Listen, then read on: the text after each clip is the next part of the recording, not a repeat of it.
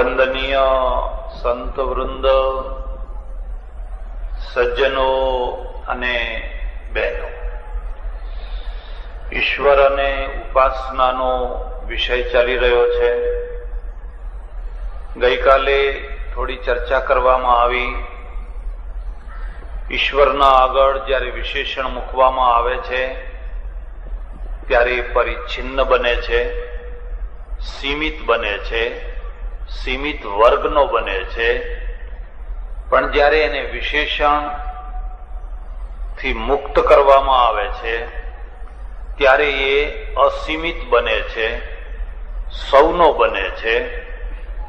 આ બે ભેદને જો આપણે સારી રીતે સમજીએ તો આપણા આગળ ગંભીર પ્રશ્ન છે. આપણે વિશેષણવાળા ઈશ્વરને વધારે પસંદ કરશું અથવા વિશેષણ વિનાના? વિશેષણ રુચિના કારણે આવ્યું હોય તો સમજના દ્વારા તમામ વિશેષણ એ વિશેષના છે એવી સમજ જો આવે તો તુલસીદાસજીએ રામાયણમાં જે વાત લખી છે અને આપણા ત્યાં પણ બીજા શાસ્ત્રોમાં પણ લખી છે, આકાશાત પતિતમ તોયમ યથા ગચ્છતિ સાગરમ સર્વદેવ નમસ્કારમ કેશવમ પ્રતિગચ્છતિ સિયા રામમય સબ જગ જાની કરહું પ્રણામ જોરી જુગ પાની. આ તમારી માન્યતાની ઉદારતા છે, માન્યતાનો વ્યાપ છે. માન્યતા મતમાં બદલાય અને મત જનૂનમાં બદલાય તો આવો વ્યાપ ના આવી શકે. માન્યતાના બે ફાંટા, એક તરફ એને મત બનાવી દ્રઢતા કરી અને એને જનૂનનું રૂપ આપો, એક પક્ષ. બીજી તરફ માન્યતાઓની સાથે તમારી માન્યતાનો સામંજસ્ય કરો, સહિષ્ણુતા કેળવો અને બધી માન્યતાના અંદર સમજણપૂર્વક પોતાના તત્વને ખોળો, પોતાના તત્વને શોધો, પોતાના તત્વને સ્વીકાર કરો. તો તમને એક કક્ષાએ એવું લાગશે કે જાણે કે આખી દુનિયાની બધી માન્યતાઓ, બધા પ્રકારના ઈશ્વરો, બધા પ્રકારના એના રૂપો અંતે તો તમારા જ છે, તમારા સાથે જ જાણે જોડાયેલા છે. અને આ રીતે વસુધૈવ કુટુંબકમ એમ આધ્યાત્મિક ક્ષેત્રની એકતાનો અનુભવ તમે કરી શકશો. ભારતમાં બીજું કંઈ થયું હોય કે ન થયું હોય, બીજી ઘણી ભૂલો થઈ છે, પણ એટલું તો કહેવું પડશે કે આધ્યાત્મિક ક્ષેત્રની એકતા માટે જે ભગીરથ પુરુષાર્થ કરવામાં આવ્યા છે અને એની જે સફળતા આપણે જોઈ શકીએ છીએ, તમે અહીં મંચ ઉપર જોઈ શકો છો. મારી બાજુમાં એક જુદા સંપ્રદાયના સાધુ છે, બીજા સાધુ બીજા સંપ્રદાયના છે, ત્રીજા સાધુ ત્રીજા સંપ્રદાયના છે. 3 સંપ્રદાયના જુદા જુદા સાધુ, એક સ્વામિનારાયણ વાળા, આપનો કયો દાદુપંથી, એક દાદુપંથી, એક ભારત સેવાશ્રમ. અને છતાં અમે બધા એક સાથે એક મંચ ઉપર બેસી શકીએ છીએ, એકબીજાની વાતને પ્રેમથી સાંભળી શકીએ છીએ. પોતાના વ્યક્તિત્વને આંચ આવ્યા વિના, પોતાના વ્યક્તિત્વને ખંડિત કર્યા વિના પણ આ બધું પચાવી શકાય છે. આ આપણું જમા પાસું છે. અને જમા પાસું છે કે અનેકતામાં એકતાના દર્શન, અનેકતાના મૂળમાં એકતા છે, આવી એક સમજણ અને સમજણ સાથેની ઉદારતા. એટલે એ ચર્ચામાં વધારે નહીં જો, પણ મારે જે ચર્ચા કરવાની છે એ થોડી જુદી કરવાની છે. અને એ છે પહેલામાં પહેલી ચર્ચા તો છે, ઈશ્વર વિશેની સાબિતી કોઈ આપી શકે ખરો? હું આપી શકું ખરો? તમારામાંથી કોઈ આપી શકે ખરો? અને જો હું કે તમે કે બીજો કોઈ માણસ એની સાબિતી ના આપી શકે તો એવી વસ્તુને માનવા મનાવવા પાછળ શ્રમ કરવાનો કોઈ અર્થ ખરો? પુરુષાર્થ કરવાનો કોઈ અર્થ ખરો? આ વાતને સમજવા માટે થોડો વ્યાયામ કરવો પડશે. અને વ્યાયામ શું છે? માણસની પાસે 3 મૂળ શક્તિઓ છે. મૂળ શક્તિઓ, 3 મૂળ શક્તિઓ છે. એક કૃતિ શક્તિ, જેના દ્વારા ક્રિયા થાય છે. બે લાગણી શક્તિ એટલે ઉર્મી શક્તિ, અને 3 બુદ્ધિની શક્તિ. આ 3 મૂળ શક્તિઓ છે. આ 3માં 2 છે એ પ્રેરક છે, એક પરિણામ છે. કૃતિ એ પરિણામ છે. તમે કાર્ય કેમ કરો છો? કોઈનું પુશિંગ થાય છે, કોઈ તમને ધક્કો મારે છે, કોઈ તમને પ્રેરણા કરે છે. અને પ્રેરણા કરનારા 2 તત્વો છે. એક લાગણી એટલે ઉર્મી, અને બીજું બુદ્ધિ. રસ્તામાં 100 રૂપિયાની નોટ પડી છે, અને 100 રૂપિયાની નોટ ઉપાડી લેવાની ઈચ્છા કેમ થાય છે? એ પ્રવૃત્તિ કેમ થાય છે? રસ્તામાં વીંછી આવે છે, તમારા પગથી 1 ફૂટ જ દૂર છે, દૂર ખસી જવાની ઈચ્છા કેમ થાય છે? એ પ્રવૃત્તિ કોણ કરાવે છે? બુદ્ધિ કરાવે છે. બુદ્ધિ કરાવે છે. બુદ્ધિ આપણને સમજાવે છે કે આ 100 રૂપિયા ઉપયોગી છે, આ કામના છે, આ કામ કરવા જેવું છે. બુદ્ધિ આપણને સમજાવે છે કે આ વીંછી છે, કરડશે, એનાથી દૂર જવા જેવું છે. બુદ્ધિની પ્રવૃત્તિ અને બુદ્ધિની નિવૃત્તિ આટલું જ જો માણસ પાસે હોત તો માણસ અને કમ્પ્યુટરમાં કોઈ ભેદ ન હોત. એક ફેક્ટરીમાંથી એક જ પ્રકારના 1000 મોડેલ તૈયાર થાય છે કમ્પ્યુટરના. એક જ પ્રકારના 1000 મોડેલ તૈયાર થાય છે. 1000 મોડેલોનું વ્યક્તિત્વ એક સરખું છે. 1000 મોડેલનું વ્યક્તિત્વ જુદું નથી. એક સરખી એમાં કીટ બેસાડેલી છે, એક સરખા એમાં પ્રોગ્રામ કરેલા છે, એક સરખી એમાં વ્યવસ્થા છે. એટલે તમે આ ખૂણે પડેલું કમ્પ્યુટર ખરીદો તોય ભલે, અને પેલા ખૂણે કમ્પ્યુટર પડ્યું છે એ ખરીદો તોય ભલે, મોડલ એક જ છે અને ફેક્ટરી એક જ છે. એટલે વ્યક્તિત્વ એક જ છે. લાખ કમ્પ્યુટર બન્યા હોય તો વ્યક્તિત્વ એક જ છે. પણ એક જ તારીખે, એક જ વારે, એક જ તિથિએ, એક જ ઘડીએ જન્મેલા 1000 માણસોનું વ્યક્તિત્વ એક નથી. એટલે સુધી એક નથી કે એક જ મા બાપના દ્વારા જોડકા જન્મેલા જે 2 છોકરા, એક સાથે જોડવા જન્મેલા જે 2 છોકરા છે, એ બંને છોકરાઓનું વ્યક્તિત્વ પણ 100% એક નથી. અને નથી તો એનો ભેદ કરનાર કોણ છે? અને જે ભેદ કરનાર છે એ જ આ કમ્પ્યુટર સાથે માણસનો ભેદ કરે છે. એનું નામ છે ઉર્મી, એનું નામ છે લાગણી, એનું નામ છે ભાવના. અને એ જે લાગણી છે એ બુદ્ધિને પણ પ્રેરિત કરે છે, એ બુદ્ધિને પણ પ્રેરણા આપે છે. હું 2-3 વાર અમેરિકા ગયો છું, અને જ્યારે જ્યારે હું જઉં ત્યારે શિકાગોમાં એક સાયન્સ મ્યુઝિયમ છે. હું તમને ભલામણ કરું છું, હજુ આપણા ત્યાં એ પ્રકારની વ્યવસ્થા નથી કરવામાં આવી. તમે કોઈ જાઓ તો સાયન્સ મ્યુઝિયમ જરૂર જોજો. એ સાયન્સ મ્યુઝિયમ જોવા હું જરૂર જાઉં, અને આખો દિવસ લગાડું. આખો દિવસ એમાં 12 ફૂટનું મસ્તિષ્ક બનાવવામાં આવ્યું છે. મસ્તિષ્કની રચના 12 ફૂટ એનલાર્જ કરીને મોટી મૂકી છે. હાર્ટ મોટું બનાવ્યું છે, કિડની બનાવી છે, શરીરના ઘણા અંગો બનાવ્યા છે. અને એક નોવા નામની સંસ્થા છે, NOVA. એ સંસ્થા તમારા શરીરના એક અંગ ઉપર પોણો કલાકની મૂવી બનાવે છે. એક અંગ ઉપર, નાક ઉપર પોણો કલાક, આંખ ઉપર પોણો કલાક, જીભ ઉપર પોણો કલાક. એક બાબત, બાળક જન્મે છે કેવી રીતે, શું કેવી રીતે બાળક શું કેવી રીતે થાય છે એના ઉપર. અને એક તમે નોવાનું એક રીલ જુઓ એટલે 1000 પુસ્તકો વાંચવાથી જે જ્ઞાન ના થાય એ એક નાથી થઈ જાય. એકદમ પરફેક્ટ તમને એમ બતાવે, સજ્જડ રીતે. આપણા ત્યાં પણ એ થવાનું, પણ થોડા વર્ષો લાગશે. અને આ હું જોઉં ત્યારે મસ્તિષ્કની રચના જોઉં ત્યારે હું જોઈને કહું, ઓહો હો હો, કઈ ડિઝાઇન બનાવી છે, બનાવનારે કઈ ડિઝાઇન બનાવી છે. આ કોઈ માણસનો લોંદો નથી કે આમ ફેંકી દીધો કે માણસનું મગજ બની ગયું. આ કોઈ માણસનો લોંદો નથી. હજુ સુધી વૈજ્ઞાનિકો પણ મસ્તિષ્કને પૂરા સમજી નથી શક્યા. અને એમનું જમા પાસું એ છે કે સ્વીકાર કરે છે કે હજુ અમારે આમાં સમજવાનું ઘણું બાકી છે. એ એનું જમા પાસું છે.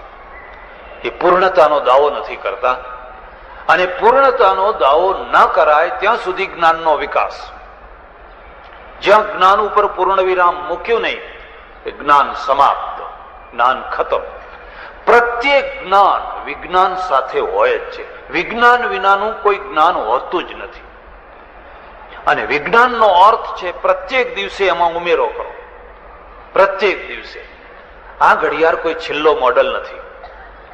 આ કોઈ છેલ્લામાં છેલ્લો મોડલ નથી. એના પછી તો ઘણા નીકળ્યા હશે. અને હમણાં આજની તારીખે જે નીકળશે એ પણ કઈ છેલ્લો મોડલ નથી. એમાં સતત ઉમેરો થયા જ કરશે. જ્ઞાનને જીવિત રાખવું હોય તો એને સતત વિજ્ઞાનનો વારસો આપ્યા કરો.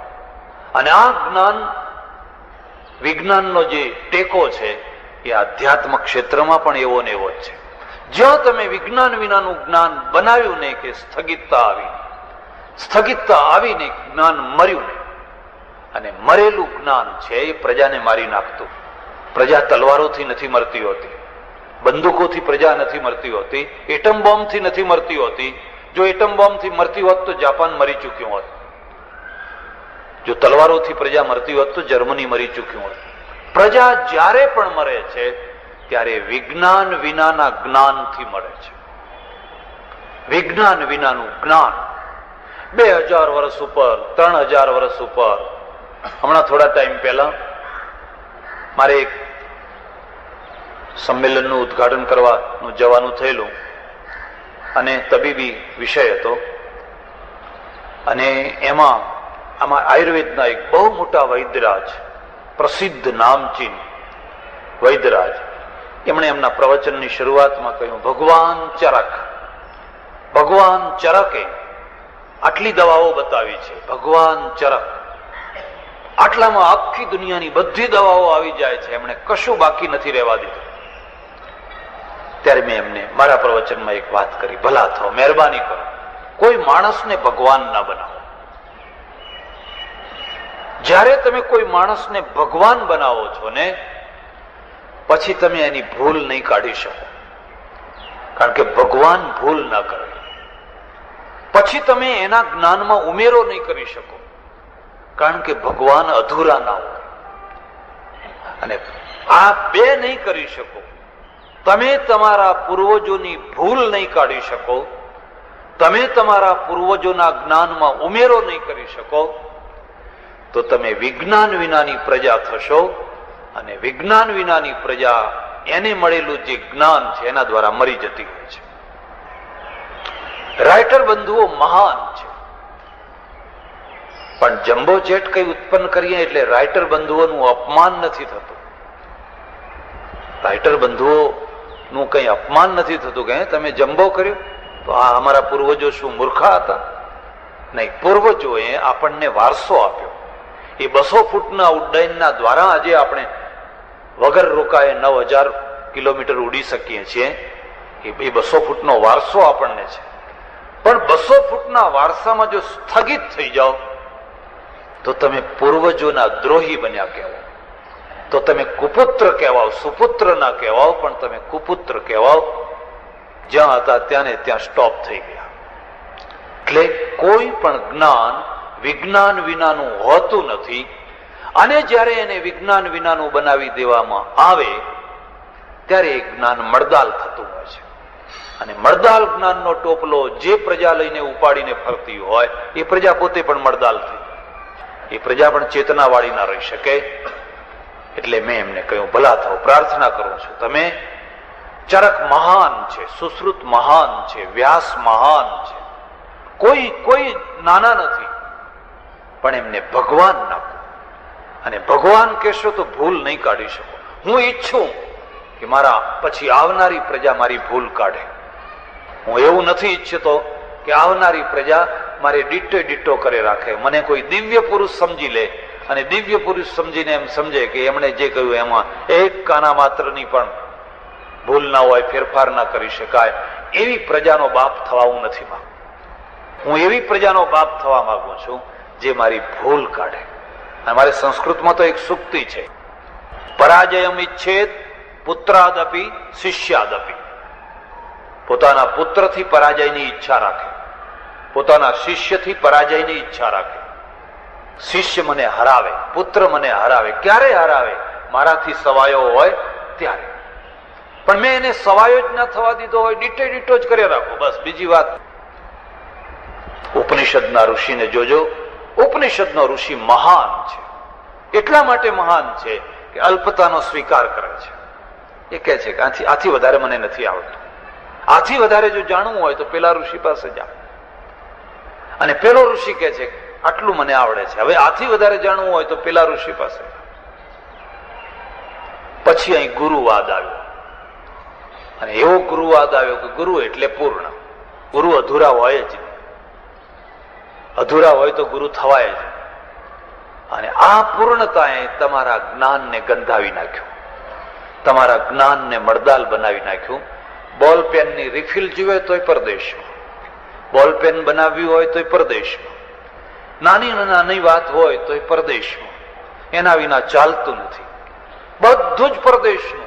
અને નવાઈ એ છે કે પરદેશના વસ્તુઓનો ભરપૂર ઉપયોગ કરનારા ભૌતિકવાદની નિંદા કરે. પાછા માઇકનો ઉપયોગ કરનારા પાછા ભૌતિકવાદની નિંદા કરે, અને પશ્ચિમના લોકોની નિંદા કરે. તો તમે ઉપયોગ તો તમે સૌથી વધારે કરો છો, નિંદા તમે કરો છો. ત્યારે જે આ ગુરુવાદ આવ્યો એમાં પૂર્ણતાનો ભાગ આવ્યો. બસ ગુરુ પૂર્ણ છે, અપૂર્ણ હોય જ. એક ગામ હતું, અને ગામમાં કોઈ દિવસ હાથી નહીં આવેલો, હાથી જોયેલો નહીં, હાથી આવેલો નહીં. રાતના સમયે ત્યાંથી પેલા નાગા બાવાની જમાત નીકળી, હાથી ઉપર ચાલી ગઈ આગળ. પણ ધૂળિયા રસ્તા ને ધૂળિયા રસ્તા ઉપર હાથીના પગ પડ્યા. પગ પડ્યા એને સવારે જોયું તો ગામ આખું ભેગું થઈ ગયું કે આ શું, આ શું? જાત જાતની લોકો કલ્પના કરવા લાગ્યા. પણ એમને એક ગુરુ, આખા ગામના એક જ ગુરુ, કંઠી બંધા, બધાને બાંધો કંઠી. બીજી વાત, આખું ગામ બધાને ભેગા ગુરુ પાસે ગયા. સમજણ નથી પડતી આ શું છે. ગુરુને પણ હાથી નહીં જોયેલો. પણ જો એમ કે મને ખબર નથી પડતી તો પછી અપૂર્ણતાને વાંધો આવે. એટલે એમણે બહુ સરસ રીતે સમજાયું, લાલ બુઝક્કડ બુझिया और न बूझा કોઈ, પગ મેં ચકરી બાંધ કે હિરના કૂદા હોય. ગુરુનું નામ લાલ બુઝક્કડ. એમણે કહ્યું, અરે આ તો હરણનો પગ છે, હરણનો. એ પેલા કોઈ કહ્યું, ગુરુજી હરણ તો અમે જોયા છે, અમારા ખેતરોમાં હોય છે, હરણનો પગ તો આવો ના હોય. એ ગાંડાઓ, તમને ખબર નથી, હરણ છે પણ હરણે પગમાં થાળી બાંધીને ચાલેલું છે. હરણે પગમાં થાળી બાંધી છે એટલે આ મોટા મોટા થાળી જેવા પગ પડેલા છે. પગ મેં ચકરી બાંધ કે હિરના કૂદા હોય. અને બધા કે સત વચન ગુરુ મહારાજ, સત વચન. બધાનું સમાધાન થયું, બધાને સમાધાન થઈ ગયું. ગુરુ મળે તો આવા મળજો. કેટલું સરસ સમાધાન કર્યું. હરણાએ પગમાં થાળી બાંધી અને અહીંથી નીકળેલો છે. જ્યારે પણ પ્રજાની દુર્દશા થતી હોય છે ને, ત્યારે એના મસ્તિષ્કથી થતી હોય છે. અને જ્યારે પ્રજાની અધોગતિ થતી હોય છે ને, ત્યારે લાગણીઓથી થતી હોય છે. આ બે પ્રેશર કરનારી વસ્તુઓ છે, બે. અને એના દ્વારા કૃતિ થતી હોય છે, એના દ્વારા. એટલે આ ત્રણ વાતો યાદ રાખજો. તમારી પાસે ત્રણ શક્તિઓ છે. કૃતિ, હાથથી પગથી કરનારા કાર્યો. પણ એ કાર્યો કરાવે છે કોણ? કાં તો બુદ્ધિ, કાં તો લાગણી, હૃદય. અને બુદ્ધિ જયારે એ કાર્ય કરાવે છે તો બુદ્ધિના ઉપર પણ પ્રેશર છે, એ લાગણીનું છે. તમે પુનર્જન્મના પક્ષમાં બુદ્ધિને કેમ લગાવો છો? કારણ કે પુનર્જન્મ સાથે તમારી લાગણી છે, તમારી નિશ્ચિત પ્રકારની ધાર્મિક લાગણી છે. અને લાગણી છે એ બુદ્ધિને પ્રેરણા આપે છે, એટલે બુદ્ધિ એ દિશામાં પ્રયત્નશીલ થાય છે. આ ત્રણ વાતો થઈ. હવે ત્રણ વાતોમાં જે કૃતિ છે એ તો બહુ સ્થૂલ છે. જો આ બેમાં એકે ના હોત ને તો રોબોટમાં અને માણસમાં કશો ફેર નતો. પણ માણસનું વ્યક્તિત્વ અલગ છે. એટલા માટે અલગ છે કે કે કોરો બુદ્ધિ નથી એની પાસે કોરી, પણ એની પાસે લાગણી છે.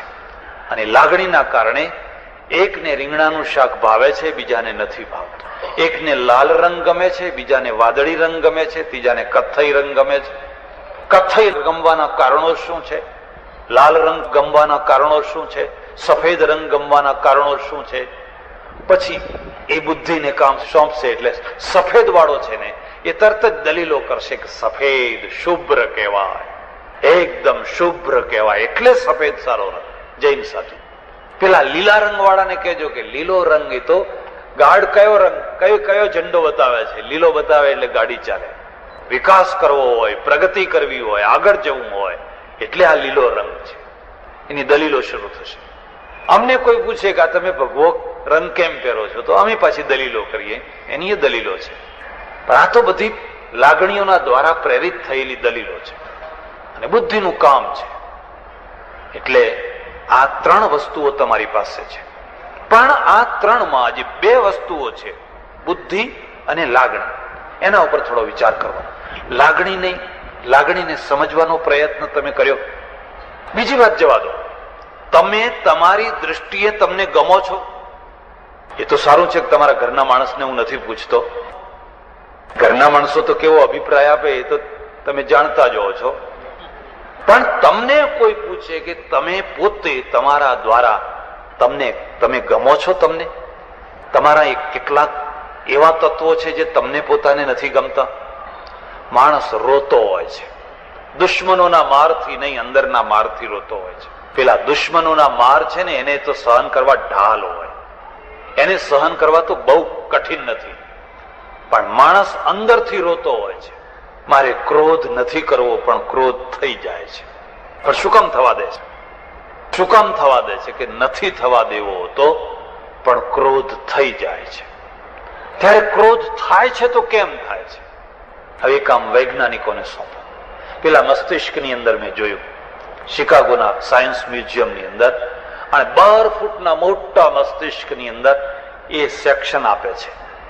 શું અદ્ભુત રચના છે! એ લખે છે કે આ મસ્તિષ્કનો વધારેમાં વધારે વર્કિંગ એરિયા, એટલે વર્કિંગ જે ભાગ છે એ 15% છે, વધારેમાં વધારે. 85% તો ડેડ રહે છે, મૂર્છિત રહે છે. 85%.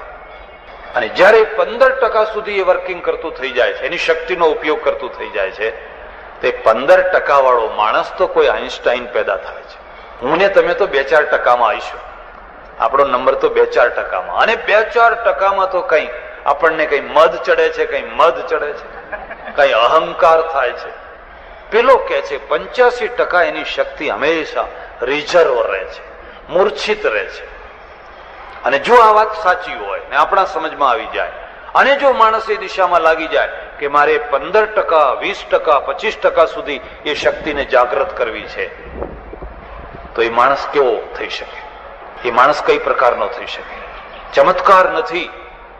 આ ચમત્કાર નથી પણ ચમત્કાર છે. વગર ચમત્કારનો ચમત્કાર છે. અને 100% તમારા મસ્તિષ્કની શક્તિઓને જગાડી દેવામાં આવે, એ માણસને તમે કલ્પના કરી શકો છો કે માણસ કેવો થઈ શકે? અને જ્યારે આ પ્રકારની શક્તિઓ જાગેલી હોય છે, કેટલાકને જન્મજાત જાગેલી હોય છે, કેટલાકને યુનિવર્સિટીના દ્વારા જાગેલી હોય છે. થોડીક જાગેલી હોય અને કોલેજો, યુનિવર્સિટી વગેરે એને એમાં વધારે મદદ કરે. પણ કેટલાકને જન્મજાત જાગેલી હોય છે.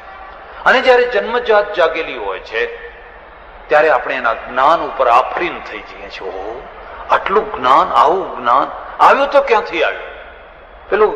પેલું સાયન્સ મ્યુઝિયમ કે છે તમારા અંદર એટલા સેક્શન છે. આજે મોટા મોટા કમ્પ્યુટર બનાવ્યા છે. મારું વિદેશ યાત્રાનું પુસ્તક છે, વાંચવાની ઈચ્છા થાય તો વાંચજો. હું એક યુનિવર્સિટીના કમ્પ્યુટરને જોવા ગયેલો, આખી યુનિવર્સિટીનું કમ્પ્યુટર, અને બેને મને બહુ સારી રીતે વાત સમજાવી. પણ એ કમ્પ્યુટરને રાખવા માટે 30 બાય 50 ફૂટનો એક ઓરડો હતો. 30 બાય 50. અને 30 બાય 50ના ઓરડામાં જે કમ્પ્યુટર હતું એ તો આજકાલનું એકદમ third class computer. Third class. એની તો આજે કોઈ કક્ષા નહીં. આજે તો એ પ્રકારના કમ્પ્યુટર નીકળેલા છે. ભારત એમાંના કંઈક ખરીદવા માંગે છે, કોઈ દેવા નથી માંગતું, કંઈક ચાલે છે. પણ પહેલામાં પહેલો પ્રશ્ન થાય, તમારી પાસે જેટલા એરિયામાં જે પ્રકારનું કમ્પ્યુટર છે, એમાં જે ટ્રાન્ઝિસ્ટર, એમાં જે ડાયોડ, એમાં જે બધું મૂકેલું છે, એના જે ઝીણા ઝીણા કણ છે, એ કણ, એ સેલ છે, એની સંખ્યા તમે ગણી અને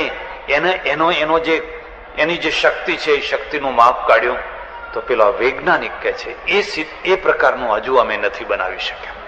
મારો અનુભવ છે, વૈજ્ઞાનિક કદી નાસ્તિક નથી હોતા, ડોક્ટર કદી નાસ્તિક નથી હોતા. હા, વકીલ ને પ્રોફેસર નાસ્તિક હોય, કારણ કે પોથા સાથે માથા મારવાના છે. એ તો પોથા સાથે માથા મારે છે. મારા ઓળખીતા ડોક્ટર હોય, સર્જન હોય, એમને હું ખાસ કહું, તમે જયારે કોઈ મેજર ઓપરેશન કરો મને બોલાવજો, મારે જોવું છે, અંદરનું શરીર જોવું છે. અને હું તક જતી ન કરું. જયારે મેજર ઓપરેશન થતું હોય ત્યારે હું એને કહું, હું તમારો વિદ્યાર્થી છું. પેલા મંચ ઉપર બેસું ત્યારે તમે નીચે બેસજો, પણ અત્યારે તમે મારા ગુરુ છો, મને એક એક પાર્ટ સમજાવો. અને એ ડોક્ટર જયારે મને સમજાવે કે આ છે, આમ છે, આમ છે, આમ કરે છે. એક ડોક્ટરે મને પેટનું ઓપરેશન કરતા કરતા મને સમજાયું, જો કુદરતે કેવી વ્યવસ્થા મૂકી છે. કોઈ માણસ જોરથી મુક્કો મારે કોઈના પેટ ઉપર તો પેટના કોમળ ભાગો છે, આંતરડા છે, એનું રક્ષણ કરવા માટે એક ઢાલ જેવો ડૂચો તરત જ આગળ આવી જાય. એ મેડિકલ લાઈનનો શબ્દ મને યાદ નથી, પણ મને બતાવ્યું, જો આનું કામ જ છે, જેવી હું અહીં છરી અડાડીશ એની સાથે જે ગમે ત્યાંથી અહીં તરત આગળ આવી જશે, તરત જ આગળ આવી જશે. એક ડૂચો, પોચો, સ્પંચ જેવો એક એવો મૂકવામાં આવેલો છે કે તમારા ઉપર થયેલો જે પ્રહાર છે એ પ્રહારને તમારી બુદ્ધિથી નહીં, તમારી ઈચ્છા શક્તિથી નહીં, આપણને તો ખબર નથી કે અંદર શું મૂકેલું છે, પણ એ તરત જ આવીને ઢાલ બની જાય છે. અને એ ડોક્ટર કહે છે કેટલી ડિઝાઇન બનાવી છે, કેટલી વ્યવસ્થા બનાવી છે.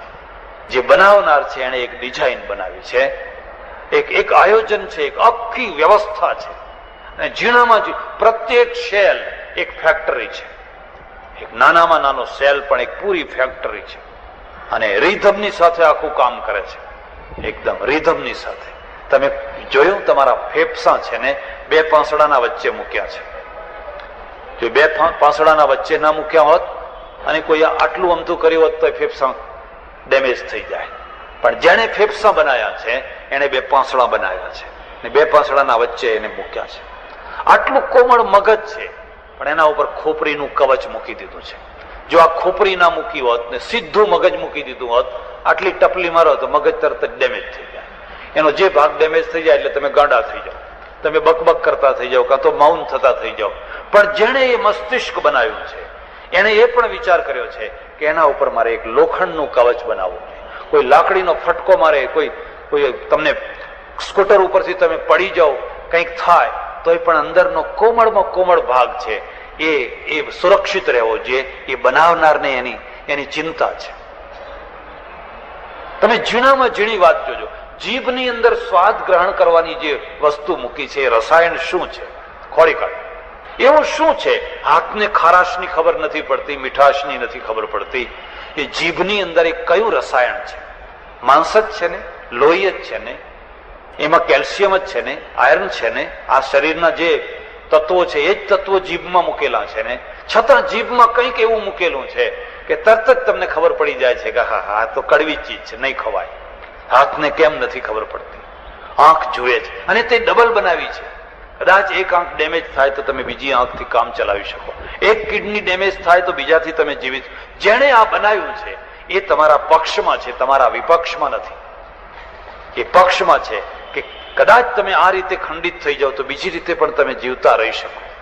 આંખના ઉપર પોપચા બનાવ્યા છે, પણ કાનના ઉપર નથી બનાવ્યો. કાનના ઉપર નથી. હવે કલ્પના કરો કે કાનના ઉપર એ પોપચા બનાવી દીધા હોત, રાતે તમે આમ પોપચા ઢાંકીને સુઈ ગયા, હવે કોઈ ઘંટડી વગાડ્યા જ કરે, હવે કોઈ તમારા દરવાજાનો બેલ વગાડ્યા જ કરે, વગાડ્યા જ કરે. જ્યાં સુધી આ પોપચા ઊંચા ના થાય ત્યાં સુધી તો ઘંટડી તમારા પાસે આવવાની જ નથી. એ જાણે છે કે આને ખુલ્લો રહેવા. અને એક આખી ડીશ બનાવી છે, એક રકાબી બનાવી છે, એની ડિઝાઇન જોજો તમે.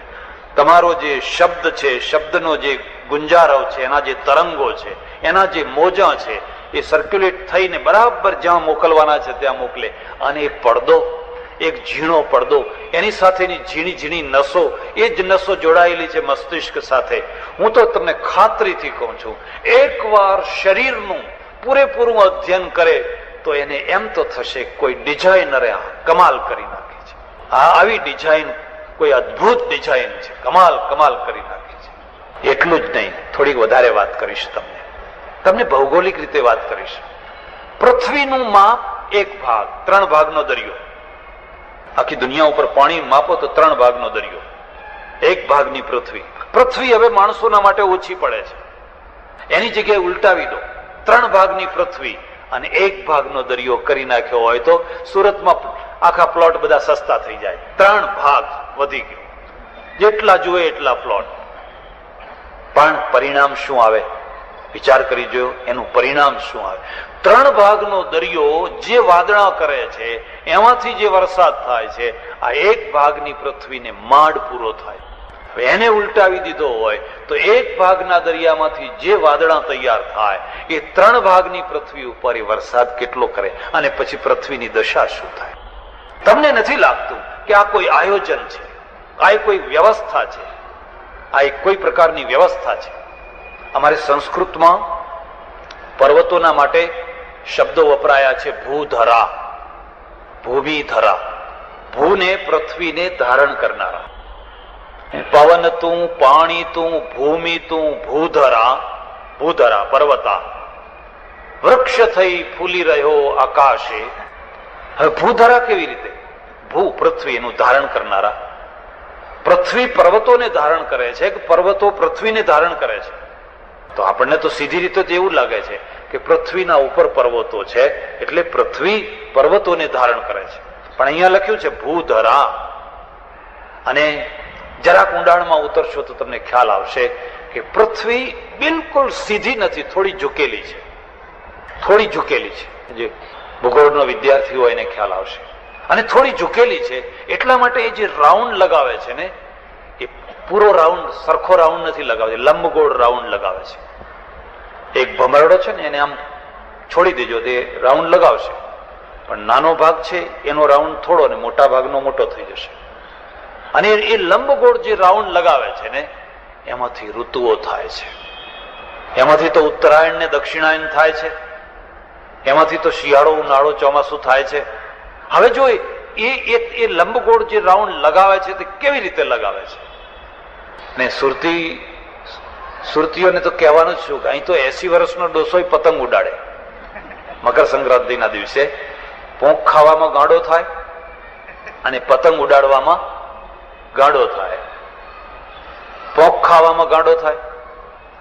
જોકે એટલું જ મારે તમને સર્ટિફિકેટ આપવું પડે, આખા ગુજરાતમાં ભાષાની રીતે તમારો પહેલો નંબર છે. પછી બીજો નંબર અમારે ચડોતરનો આવે, પણ બીજો નંબર આવે. પહેલો નંબર, જો કે મને એ શિષ્ટ ભાષા સાંભળવાની હજુ મળી નથી. ઈશ્વરને હું પ્રાર્થના કરું ના મળે તો. પણ એ પતંગ જયારે માણસ ઉડાડે છે ને, ત્યારે જે તરફ એ ગોથું ખાય છે ને એની વિરુદ્ધ દિશામાં એક ગત્તું લગાવે છે, એક કાગળનો ટુકડો લગાવે છે. એ કાગળનો ટુકડો ત્યાં સુધી લગાવે છે જ્યાં સુધી પતંગ સ્થિર નથી થતો ત્યાં સુધી.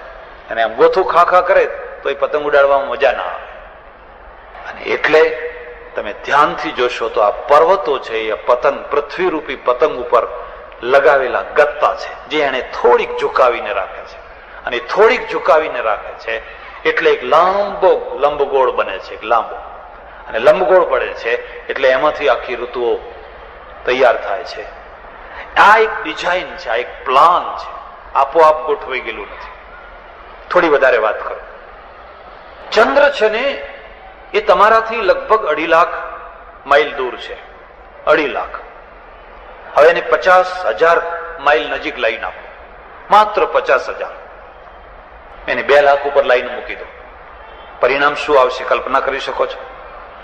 પરિણામ એ આવશે કે આ દરિયો ઉથલીને આખી પૃથ્વીને ડૂબાડી દેશે. દરિયામાં જે ભરતી આવે છે એ ચંદ્રથી આવે છે.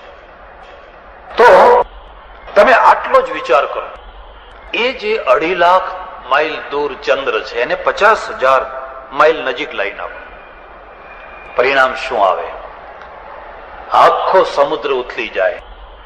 એના મોજા એટલા મોટા ઉછળે, એના મોજા એનું ગુરુત્વાકર્ષણથી આ ભરતી આવે ને એ ભરતી એટલી આવે કે આખી ધરતી પાણીમાં ડૂબી જાય. એટલે એને જ્યાં ગોઠવ્યો છે ત્યાં બરાબર ગોઠવ્યો, એક નિશ્ચિત પોઈન્ટ ઉપર ગોઠવેલો છે. ચાલો ઉલટું કરો જરા, એને 50,000 માઇલ દૂર કરી નાખો. 2.5 લાખની જગ્યાએ 3 લાખ માઇલ ઉપર એને મૂકી દો ચંદ્રને. કલ્પના કરી શકો છો શું પરિણામ આવશે? જેમ ભૂધરા માટે શબ્દ વપરાયો છે એમ અમારે ત્યાં સંસ્કૃતમાં ચંદ્રના માટે ઘણા શબ્દો છે, ઘણા પર્યાયો છે, અને એમાં એક એના માટે નામ છે રસરાજ. રસરાજ, રસોનો રાજા. એટલે સાહિત્યિક રસોનો રાજા નહીં, પણ ફૂલ, વનસ્પતિ, ઔષધિ, અનાજ વગેરે વગેરે જે એને રસ આપનારો છે, એને રસ આપનારો છે. મારી વાત ઉપર તમને વિશ્વાસ ના હોય તો કોઈ ખેડૂતને પૂછજો, અને ખેડૂતને પૂછજો કે ચંદ્ર ઉપર જયારે વાદળા ફરી વળ્યા હોય ત્યારે અનાજ કેવું થાય, અને ન ફરી વળ્યા હોય ત્યારે અનાજ કેવું થાય. ખંભાતમાં ને દ્વારકામાં જઈને પૂછજો, એ લોકો તમને બતાવશે કે 4 મહિના વરસાદ પડે પણ અમે નિશ્ચિત નક્ષત્રોના જ પાણી ભરીએ. પેલા જે કોઠાર બનાવ્યા હોય ને ટાંકા, એ ટાંકામાં જો નિશ્ચિત નક્ષત્રનું જે પાણી છે ભરીએ તો 12 મહિના સુધી એમાં કોઈ જીવાત ના પડે. અને જો બીજા નક્ષત્રનું પાણી ભરીએ તરત એમાં જીવાત પડી જાય. એટલે તો કોઈનું નામ આર્દ્રા રાખ્યું છે, કોઈનું નામ પુનર્વસુ રાખ્યું છે, કોઈનું નામ કઈ રાખેલું છે. આપણે સમજીએ કે ન સમજીએ, એ કોઈ માત્ર ગોળો જ નથી. તમારા માટે માત્ર એ ગોળો નથી, પણ તમારા માટે એ રસરાજ છે. અમારે આયુર્વેદની ઔષધિઓ માટે લખેલું છે, આ ઔષધિ 8મના દિવસે ચંદ્ર જયારે આવી જગ્યાએ હોય ત્યારે આ ઔષધિ તોડવી, આ ઔષધિ પૂનમના દિવસે લેવી, આ ઔષધિ 14ના દિવસે લેવી. અને તમારા મન ઉપર એની બહુ મોટી અસર છે. ચંદ્રમાં મનસો જાત, એટલે મનનો દેવ ચંદ્ર માન્યો છે, ચંદ્રની સાથે એનો સંબંધ માનવામાં આવ્યો છે. તો આપણે એમ વિચાર કરીએ કે આ બધી જે ગોઠવણી છે એ કોઈ અકસ્માત વિસ્ફોટ થયો અને ગોઠવાઈ ગયું, એ એક દૃષ્ટિ છે. પણ કોઈએ પ્લાન પૂર્વક ગોઠવ્યો. ચાલ સૂર્યની વાત કરો, 9 કરોડ માઇલ દૂર, આશરે 9 કરોડ, 1 કરોડ નજીક લઈ આવો, 1 કરોડ નજીક લઈ આવો, શું થશે? પરિણામ શું આવશે? આ દુનિયા તો બળી ખાક થઈ જશે. ત્યારે 1 કરોડ દૂર કરી દો એને, ચારે તરફ બરફ જ બરફ થઈ જશે. ત્યારે જે જગ્યાએ એને ગોઠવવામાં આવ્યો છે એ કોઈ પંચાલે પોઈન્ટ કરીને, પેલો આમ તો હથોડીથી મારે ને પોઈન્ટ કરે ને, પોઈન્ટ કરીને કોઈએ એને ગોઠવેલો છે. અને એ પોઈન્ટમાંથી જો જરાક આગો પાછો થાય તો એની અવ્યવસ્થાની સાથે સાથે બધી કેટલી અવ્યવસ્થા ઉભી થઈ જાય. અને હજુ તો આપણે ઘણું શોધવાનું છે. શનિ, મંગળ, આકાશગંગાના તારાઓ તમારા જીવન સાથે કેટલા અંશમાં સંકળાયેલા છે, કેટલા તત્વો સાથે સંકળાયેલા છે. તમને એમ નથી લાગતું કે સૂર્ય છે કેટલા વર્ષોથી, અબજો અબજો અબજો વર્ષોથી બળી રહ્યો છે, ભડકા થઈ રહ્યા છે. આ દુનિયાનું તમામ ઈંધણ, કોલસો, ડીઝલ, પેટ્રોલ, ફલાણું ફલાણું ફલાણું, તમામ ઈંધણને 1 સેકન્ડમાં બાળી નાખવામાં આવે તો એ સૂર્યની ગરમી ઉત્પન્ન ના કરી શકાય, સૂર્યના બરાબર ગરમી ઉત્પન્ન ના કરી શકાય. એવો સૂર્ય અબજો વર્ષથી ભડકા કાઢી રહ્યો છે. એનું ઈંધણ શું છે? એ ઈંધણ ક્યાંથી મેળવે છે? કઈ ગાડીઓ ભરી ભરીને ત્યાં કોલસો ઠલવાય છે? કયું એનું ઈંધણ છે? હું ઘણી વાર લોકોને કહું છું, એક દિવસ આવશે વૈજ્ઞાનિકો સૂર્ય પાસેથી ઈંધણની મેથડ સ્વીકારશે, અને મેથડ એ છે કે બળેલું ઈંધણ ફરી પાછું ઈંધણ થાય છે. સૂર્યની આ જ થિયરી છે. એમાં સતત ઉર્જા છે, ઉર્જા બળે છે, અને બળેલી ઉર્જા અંદર જઈને ફરી પાછી બહાર આવીને પાછી ઈંધણ બને છે. અને સતત ઈંધણ ઉર્જાનું ચક્ર ચાલ્યા કરે છે. એટલે અબજો વર્ષથી એ સૂર્ય બળ્યા કરે છે. અને સૂર્ય તો આકાશ ગંગાના તારા આગળ કંઈ જ નથી. પેલો નાર્લિકર છે ને, એ નાર્લિકર મોટો વૈજ્ઞાનિક છે, અને નાર્લિકર એક જગ્યાએ કહે છે, ઓ માય ગોડ, ઓ મારા પ્રભુ, તું અનંત છે કે નહીં એની મને ખબર નથી, પણ તારું બ્રહ્માંડ તો અનંત છે એની તો મને પ્રતીતિ થઈ. તારું બ્રહ્માંડ તો મને અનંત છે, એની તો મને પ્રતીતિ થઈ ગઈ છે. કારણ કે એની દૃષ્ટિ જેટલી જગ્યાએ પહોંચે આપણી એટલી નથી પહોંચતી. માનો કે કલ્પના કરો, તમારી પાસે પ્રકાશની ગતિએ ચાલનારું એક વિમાન છે જે સેકન્ડમાં 1,86,000 માઇલની ગતિએ સેકન્ડમાં તમે અહીંથી બેઠા ઉપડ્યા અને માત્ર 2 સેકન્ડમાં તો તમે ચંદ્રમાં પહોંચી ગયા. ચંદ્રલોક સુધી જતા 2 સેકન્ડનો ટાઈમ પણ તમને ના લાગ્યો. 2 જ સેકન્ડમાં ફરી અહીં ઉતરવું નથી, ચાલો આ સ્ટેશન નથી કરવું, ફરી પાછા આગળ ચાલ્યા અને 9 કરોડ માઇલ, જરા ગણતરી કરજો, 8 સાડા 8 મિનિટની અંદર તમે સૂર્ય ઉપર પહોંચી ગયા. 1,86,00,000ની ગતિએ તમારું યાન, કલાકની નહીં સેકન્ડની ગતિએ જઈ રહ્યું છે. પણ તમને થયું નહીં નહીં નહીં, અહીં સૂર્યમાં નથી ઉતરવું, જવા દો આગળ. હજુ તો 8 મિનિટ સાડા 8 મિનિટ જ થઈ છે પ્રવાસ કર્યા અને તમારું યાન આગળ જાય છે. એક પછી એક શનિ, મંગળ, બુધ, ફલાણા ફલાણા, બૃહસ્પતિ પાર કરતા કરતા કરતા સૂર્યમંડળને પાર કરીને નીકળતા તમને વધુમાં વધુ 2 કલાક લાગે છે, વધુમાં વધુ. પણ આ બંને વચ્ચેની જે સ્પેસ છે, બંને વચ્ચેનું જે ખાલીપણું છે, એ ખાલીપણા કરોડો કરોડો કરોડો માઇલનું ખાલીપણું છે. અને કરોડો કરોડો માઇલના ખાલીપણામાં છે શું? પણ તમે તો કહો છો નહીં, આ સૂર્યમંડળ નહીં, હજુ મારે આગળ જવું છે. અને તમે તમારા યાનને આગળ જવા દો છો. પછી એ યાન ચાલે છે ચાલે છે ચાલે છે ચાલે છે. હવે કલાક નહીં, 1 પ્રકાશ વર્ષ, 1 પ્રકાશ વર્ષ, આપણું વર્ષ નહીં, 1 પ્રકાશ વર્ષ જયારે પૂરું થાય ત્યારે તમને 1 તારો દેખાય છે. તો આ 1 પ્રકાશ વર્ષ સુધી આ તમારું યાન જે ચાલ ચાલ ચાલ ચાલ ચાલ કર્યું, તો આ વચ્ચે હતું શું? કેટલી મોટી જગ્યા, અને આ બધી ખાલી જગ્યામાં છે શું? અને હજુ તમારે આગળ જવું છે. અને હવે તો 1 પ્રકાશ વર્ષ નહીં, 25 પ્રકાશ વર્ષ, 30 પ્રકાશ વર્ષ, 100 પ્રકાશ વર્ષ, 200 પ્રકાશ વર્ષ, 1000 પ્રકાશ વર્ષ. અને જેમ તમે આગળ જતા જાઓ છો એમ એમ તમે જુઓ છો કે ઓહો, કોઈ છેડો જ નથી, કોઈ છેડો જ નથી, કોઈ પાર નથી, કોઈ અંત નથી. એટલે મારો ઋષિ કહે છે અનંત કોટી બ્રહ્માંડાધિપતિ.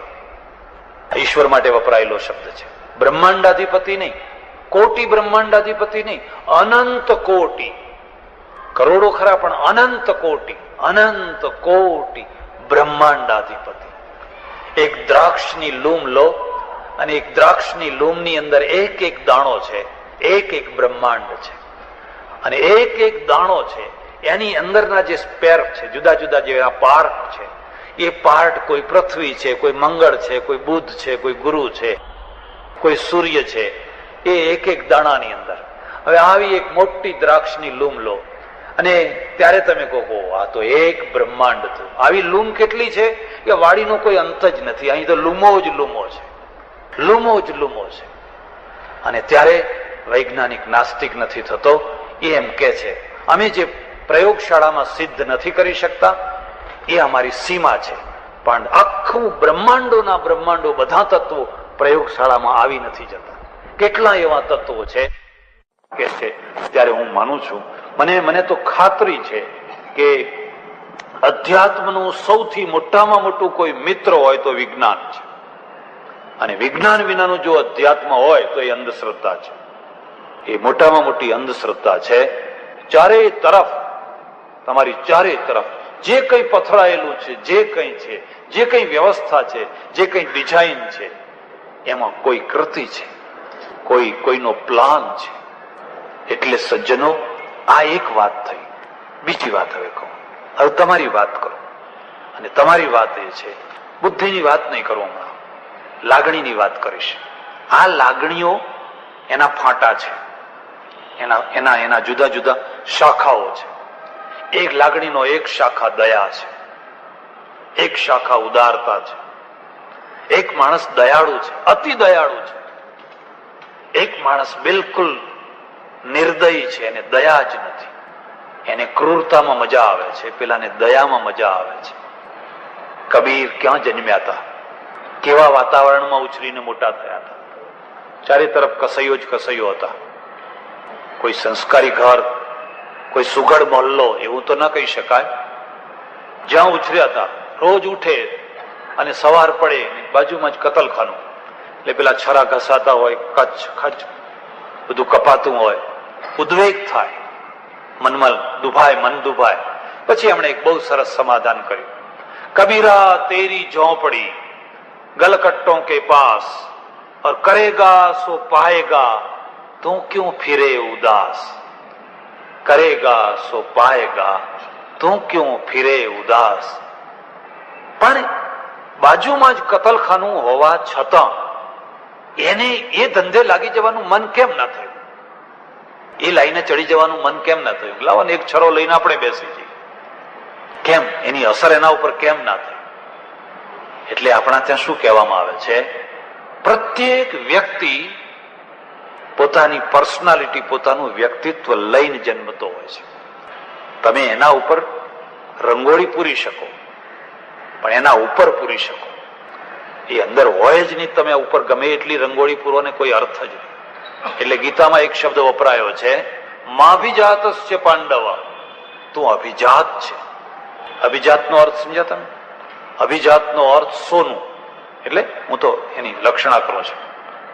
એ સોનાને તમે ગટરમાં નાખી દો, ગંધાતી ગટરમાં, 100 વર્ષ સુધી એને ગટરમાં રહેવા દો, અને 100 વર્ષ પછી જયારે કાઢો, બસ એક સોનીને આપો, અરીઠાથી એને ઘસે, થોડું સાફ કરે, એની એ જ સોનું છે. એનું કિંમત એની એ જ છે. એના મૂલ્યમાં કોઈ ફરક નથી. 100 વર્ષ ગટરમાં રહ્યા પછી પણ એ સોનું જ છે. બુદ્ધે આમ્રપાલીને એ જ વાત કહી હતી. જયારે આમ્રપાલીએ કહ્યું, ભગવાન મારે ત્યાં જમવા આવશો? બુદ્ધે કહ્યું, આવીશ. અને કેટલું મોટું મનોબળ હોય. અમે તો બધા અમારા અનુયાયીઓના વેચાઈ ગયેલા હોઈએ છીએ, અમારી ઈચ્છાના નહીં. અમારા અનુયાયીઓને શું ગમશે ને શું નહીં ગમે. માણસ જેમ મોટો થતો જાય ધાર્મિક ક્ષેત્રમાં, એમ એમના અનુયાયીઓથી વધારે ડરતો થાય, વધારે ભયભીત થતો જાય. તરત જ બધા રાજા મહારાજાઓ, સામંતો, સમ્રાટ બધા ઉભેલા, શેઠો, નગર શેઠો, મહારાજ ના જવાય. ખબર છે આ કોણ છે? ના જવાય. એના ઘરે પગ ના મુકાય, લોકો તમારી વાતો કરશે. હું નગર શેઠના ત્યાં જમવા જાઉં એટલે લોકોમાં મારું માન વધે. હે, મહારાજને તો નગર શેઠ જમાડવા લઈ જાય છે. પણ હું કોઈ ઝોપડામાં જમવા જાઉં એટલે લોકો કે કોઈ બોલાવતા નહીં હોય, બિચારા ઝોપડામાં જઈને જમે છે. કારણ કોઈ સારા માણસ તો એમને બોલાવતા જ નહીં હોય. અને તમને ખબર નથી કે અમારા દ્વારા તમારી વેલ્યુ અને તમારા દ્વારા અમારી વેલ્યુ, અને જેનાથી વેલ્યુ મળતી હોય એને કોઈ નારાજ ના કરી શકે. બહુ શાંતિથી બુદ્ધે કહ્યું, હું એને ઓળખું છું. એ ગુણિકા છે, હું એને ઓળખું છું અને તમને ઓળખું છું. તમારામાં એમાં એક જ ફરક છે, એ ઉઘાડી છે, જેવી છે એવી ખુલ્લી છે, અને તમે મખમલના કપડામાં ઢંકાયેલા છો. તમારું મખમલનું કપડું જો જરાક ખસી જાય તો આના કરતા તમે ભૂંડા છો. કોનામાં હિંમત હોય આટલી? પોતાનું એસ્ટેટ છોડવા કોણ તૈયાર હોય? આ તો એસ્ટેટ છે, અમારા અનુયાયીઓ એ અમારું એસ્ટેટ છે, એને છોડવા કોણ તૈયાર હોય? અને ગયા, જમવા ગયા. વેશ્યાના ત્યાં જઈને જમ્યા. પછી પેલી ભાવ વિભોર થઈ ગઈ, ભાવ વિભોર. બસ ભગવાન મને દીક્ષા આપો, મને સાધ્વી બનાવો, મારાથી જે થઈ ગયું એ થઈ ગયું, પણ હવે મારો ઉદ્ધાર કરો. સંત માર્ગ, ગીતાનો માર્ગ આ બાબતમાં બહુ ઉદાર છે. ક્ષિપ્રમ ભવતિ ધર્માત્મા શશ્વત શાંતિમ નિગચ્છતિ કૌંતેય પ્રતિજાનીહિ નમે ભક્ત પ્રણશ્યતિ અપિચેત્સુ દુરાચારો, અપિચેત્સુ દુરાચારો ભજતે મામ અનન્ય ભાગ. કોઈ મહાપાપી કેમ ના હોય, પણ જો એની લાઈન બદલી નાખે ને તો એ મારો જ છે.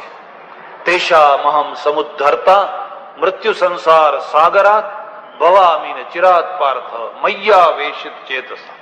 હું હાથ પકડીને એને ઉપર ખેંચી લઉં. અહમ સમુદ્ધર્તા, અહમ સમુદ્ધર્તા. બુદ્ધે કહ્યું, હું તને સાધ્વી બનાવીશ. અને સાધ્વી બનાવી એટલું જ નહીં, સાધ્વી સંઘની અધ્યક્ષા બનાવી. આમ્રપાલી અમર થઈ ગઈ. અને બુદ્ધે કહ્યું, તું અભિજાત છે. ખબર નહીં, સ્ત્રીનું જીવન છે. મારી બેન હોય, મારી દીકરી હોય, તમારી બેન હોય, તમારી દીકરી હોય, કોઈ પરિસ્થિતિની મારેલી ધકેલી ધકેલાથી ક્યાં પહોંચી જાય ને એને કેવું જીવન જીવવું પડે એની કોઈ ખાતરી છે? મારા આશ્રમમાં દર મહિને 1-2 કિસ્સા એવા આવતા જ હોય છે. એવા 1-2 ઘરમાંથી નાસી ગયેલી, રસી રીસાઈ ગયેલી, કોઈ ઠેકાણા વિનાની, ક્યાં જવું એનો કોઈ, અને ભૂંડોના હાથમાં આવી જાય. વરુઓ તો બધા બેઠેલા તૈયાર જ છે. એના હાથમાં આવી જાય તો એનું ક્યાં અને ક્યાં મોકલી આપે ને શું થઈ જાય કઈ કહી ન શકાય. એટલે હું તમને એક ખાસ ભલામણ કરું છું, સ્ત્રીઓના નાના નાના અપરાધો પ્રત્યે ઉદાર ભાવ રાખજો. નાની નાની વાતો ઉપર બહુ મોટા રૂઆબી ના થજો. અને મારો તો અનુભવ છે કે જે લોકોને બહાર રૂઆબ કરવાની એકે જગ્યા નથી મળતી, બસ હવે સમજી જાઓ. બહેન ડાઈ બહેન હોય તો એકાદ એમને રૂઆબ કરવાની જગ્યા મેળવી આપે તો ઘરમાં શાંતિ. કુંભાર ખીજાય તો દાજ ઉતારે તો કોના ઉપર ઉતારે? નાની નાની બાબતો ઉપર બહુ ક્રૂરતા ના કરશો, બહુ કઠોરતા ના કરશો. આજે તો સમાજ ઘણો સારો થઈ ગયો. પહેલા તો નાની બાબતમાં છોકરીઓને મારી નાખતા. એનાથી જરાક ભૂલ થઈ ગઈ હોય, જરાક વેમ આવે, બસ મારી જ નાખવાની. પિયર પક્ષનાય મારી નાખે, સાસરા પક્ષનાય મારી નાખે. જાણે ક્રૂરતા જ ક્રૂરતા. અને પછી વાતો બધી કોઈ ઊંચી કરવાની. ક્રૂરતા ક્રૂરતા. એટલે થોડા ઉદાર થજો. બુદ્ધે કહ્યું તું અભિજાત છે, કારણ કે તું ધકેલાતી ધકેલાતી કોઈ જગ્યાએ પહોંચી ગઈ. ભલે ગટરમાં પડી, 25-30 વર્ષની જિંદગી તે ગટરની ભલે જીવી હોય, પણ તું અભિજાત છે. અને એને બતાવી દીધું હું સાચું સોનું છું. એટલે ગીતાએ પણ અર્જુનને કહ્યું માભિજાતસ્ય પાંડવ, તું અભિજાત છે. પણ આ અભિજાતપણું આવે છે ક્યાંથી? લોકોને આપણે કેમ નથી બનાવી શકતા? અમારે સાધુઓમાં, અમારે આશ્રમોમાં, અમારે મઠોમાં સેંકડો સાધુઓ રહેતા હોય, પણ જે ગુંડાગીરી કરીને આવ્યા હોય અહીંયા ગુંડાગીરી જ કરતા હોય, માથા જ ફોડતા હોય. તમે રામાયણ સંભળાવો કે ગીતા સંભળાવો કે ગમે તો ગમે તે સંભળાવો, એના એ જ હોય, એમાં કશું પરિવર્તન ના હોય. અને એટલે આપણા અંદરની જે લાગણીઓ છે ને, એ લાગણીઓના બધા પાછા વિભાગ છે. અને એ લાગણીઓ તમારી મિત્ર છે ને તમારી શત્રુ છે. તમે એવું તો ઈચ્છા ના કરો કે હું લાગણી વિનાનો થઈ જાઉં. એ માર્ગ પણ છે. આપણે ત્યાં 3 માર્ગો નીકળ્યા છે. એક આ વૈરાગ્ય પ્રધાન માર્ગ, એમાં લાગણીઓને કચરી નાખવાની, બિલકુલ લાગણીહીન થઈ જવાનું. કોઈ મારું નહીં, કોઈનો હું નહીં, કોઈના ઉપર મમત્વ નહીં, કોઈના ઉપર પ્રેમ નહીં, કોઈના ઉપર અપ્રેમ નહીં. એ પણ છે, એ માર્ગ પણ છે. પણ એ માર્ગમાં ચેતના નથી. એ તો દિવાલ જેવો માર્ગ છે, તો પથ્થર જેવો, થાંભલા જેવો માર્ગ છે. વૈષ્ણવ માર્ગ, ખાસ કરીને જે ભક્તિ માર્ગ છે ને, આ ભક્તિ માર્ગની આ વિશેષતા છે. એને લાગણીઓને કચરી નહીં, પણ લાગણીઓને કન્વર્ટ કરી, લાગણીઓને વળાંક આપી દીધો. એક દિવસ મેં તમને કહ્યું હતું એમ કૃતિ છે, એ કૃતિને રિફાઇન કરતા કરતા કરતા કૃતિને પરાકાષ્ઠાએ પહોંચાડો, ત્યારે એનું નામ કર્મયોગ કહેવાય. કૃતિ, કર્મયોગ. તમે સ્કૂલ બાંધો, કૃતિ છે. અહમને પોષવા બાંધો, કૃતિ છે. કોઈ લાભ માટે બાંધો કે હાઈસ્કૂલ શરૂ કરશું તો આપણને આટલો લાભ થશે, કૃતિ છે. લોકોના હિત માટે બાંધો, પુણ્ય છે. પણ કૃષ્ણ પ્રીત્યર્થ બાંધો તો કર્મયોગ છે. તમારી દૃષ્ટિ એટલી જ છે કે મારો પરમેશ્વર રાજી થાય, માત્ર કૃષ્ણ પ્રીત્યર્થ, માત્ર મારા ઈશ્વરને રાજી કરવા માટે, તો એ કર્મયોગ છે. આપણે કઈ પુણ્ય નથી કરવું, કોઈના ઉપર ઉપકાર નથી કરવો, પણ આ તો મારા ભગવાનને રાજી કરવાની વ્યવસ્થા છે. એટલે ગીતામાં લખ્યું સ્વકર્મણા તમભ્યર્ચ્ય સિદ્ધિમ વિંદતિ માનવ. સ્વકર્મણા, તારા કર્મ એ જ ઉપાસના, તારા જે કર્મો છે એ જ મારા ગુલાબના ફૂલ છે. તો આકૃતિ ને રિફાઇન કરતા કરતા ઊંચી કક્ષાએ પહોંચાડી દો એટલે કર્મયોગ થયો. એવી જ રીતે લાગણીઓ છે ને, એ લાગણીઓને રિફાઇન કરતા કરતા કરતા ઊંચી કક્ષાએ પહોંચાડી દો, એનું નામ ભક્તિ યોગ છે. અને એને પહોંચાડશો તો કેવી રીતે પહોંચાડશો? લાગણીઓ તો છે જ. તમારા બાળક ઉપર તમને લાગણી છે, કૂતરીને એના બચ્ચા ઉપર લાગણી છે, ગાયને એના બચ્ચા ઉપર લાગણી છે. અને જેને આ લાગણીઓ મૂકી એને દુનિયા ઉપર બહુ મોટો ઉપકાર કર્યો. ગાય ભૂખી હોય, તરસી હોય, પણ એના બાળકને છોડીને ખસવાની નહીં. કૂતરી ગમે એટલી ભૂખી હોય, પણ એના બચ્ચા પાસે તમે નહીં જઈ શકો, કારણ કે જેને એ બચ્ચા આપ્યા છે ને એને જીવાડવા માંગે છે. જો કૂતરી આગળ જતી રહે જો ગાય કંઈક જતી રહે તો એના બચ્ચાને તો વાઘ ફાડી ખાય, કૂતરા પેલા વરુ ફાડી ખાય. એટલે જેણે એ બચ્ચું આપ્યું છે એ એને જીવાડવા માંગે છે, અને જીવાડવા માટે એના અંદર મમત્વ મૂક્યું છે, એના અંદર મોહ મૂક્યો છે, કોઈને નજીક નહીં આવવા દે. પણ જેણે મોહ મૂક્યો છે એને જ નિર્મોહ મૂક્યો છે. પહેલા દિવસે ગાયની સ્થિતિ જોજો, બીજા દિવસે જોજો, ત્રીજા દિવસે જોજો, ચોથા દિવસે જોજો, પાંચમા દિવસે જોજો. હવે એ વાછડું 2 મહિનાનું થયું. હવે એ વાછડા માટે એને લાગણી છે ખરી એટલી? હવે એ વાછડું 1 વર્ષનું થયું. બસ હવે કઈ તારે ને મારે કઈ લેવા દેવા નહીં. એ ગમે ત્યાં રમતું હોય, ચરતું હોય, ફરતું હોય. જેણે મોહ મૂક્યો છે એને જ નિર્મોહ મૂક્યો છે. પણ માણસની વાત જુદી છે. માણસના મસ્તિષ્કનો બહુ મોટો વિકાસ અને માણસની લાગણીઓનો પણ મોટો વિકાસ, અને એનું પરિણામ એ આવ્યું કે માણસનું વાછડું છે ને એ 6 મહિનાનું થાય, 12 મહિનાનું થાય, 25 વર્ષનું થાય, 50 વર્ષનું થાય, વાછડાનું વાછડું થાય, અને એનુંય વાછડું થાય. એના મોહને ઉતારવા માટે સપ્તાહ બેસાડવી પડે. એક ગામમાં ગયેલો અને જમવા ગયો એક ડોસા, એ જમવા બેઠા, અમે 2 બાજુમાં, પણ આમ નજર બહાર ને બહાર કર્યા કરે. મેં કોઈ ત્રીજું આવવાનું છે તો આપણે રાહ જોઈએ. ના બાપજી, પીરસો બધું પીરસો, દૂધપાક, કઢી ને એવું બધું બનાવેલું પીરસો. પણ એ તો ફરી નામ જોયા, ફરી નામ. એટલામાં 2-3 છોકરા દોડતા નીકળ્યો. એટલે આ ડોસો, એ મુન્ના, એ મુન્ના, અહીંયા. એટલે પેલી એની ડોશી હતી, જઈને પકડી લાવી મુનિયાને. એ ધૂળવાળું છોકરું, ગંધાતા જેવું, બેસ બેટા, હું જમી લે. એટલે પેલો મુનિયો બેઠો. મને કે બાપજી શું કરું, આ છોકરાનો છોકરો છે, મારા વિના રહેતો જ નથી. હવે એના વિના એ નથી રહેતો કે એના વિના આ નથી રહેતો? એ તો બિચારો રમતો હતો, મારા વિના રહેતો જ નથી. સારું, પછી અમે તો જમવા માંડ્યા. એ તો આવડું છોકરું. પછી પેલો મુનિયો કે છે, દાદા આ શું છે? તો કે દૂધ પાક છે. એટલે દાદા પછી એને ખવડાવે, આમ ખવડાવે, પૂરી ને બધું આમ ખવડાવે. પછી દાદા આ શું છે? તો કે કઢી છે. પેલા મુનિયો પાછો કેવો, દાદા 2 ભેગું કરો. એમ એ ભેગું ના થાય એટલે રીસાયું. તો છોકરું એવું ચડાવેલું ને, એવું રીસાયું નહીં કે ભેગું કરો. દાદા એ ભેગું કર્યું. મેં લો સ્વાદ લો. મુનિયા કરતા હતા. જમો હવે કીધું મારા મનમાં. એટલે પછી મુનિયો જમવા માંડ્યો ને ના ભાયું. એટલે મુનિયાએ કહ્યું, દાદા જુદું કરો. દાદા કે હવે ભેગું કરવું તો સરળ હતું, પણ આ જુદું કેવી રીતનું કરવું? એટલે દાદા કે જુદું ના થાય, બીજું મંગાવું. ના કે બીજું નહીં, આ જુદું કરો. એમ 2-3-4 વાર કહ્યું, હવે જુદું કેવી રીતે કરે? એટલે પેલો છોકરો તો એવો માથે મોઢે ચડાવેલો ને, એ પડીને આરોટવા માંડ્યો ને પગ આમ તેમ કરવા માંડ્યો. મારી વાટકીને લાત ને તે એમાંથી ઉડીને થોડોક ભાગ મારામાં પડ્યો. મેં લે તું એ લેતો જા, તું એનો પ્રસાદ લેતો જા. મને કે આ છોકરું બહુ અવળચંડું છે. કોણ? પેલો દાદો કે છે. મેં કહ્યું એના દાદા કરતા ઓછું.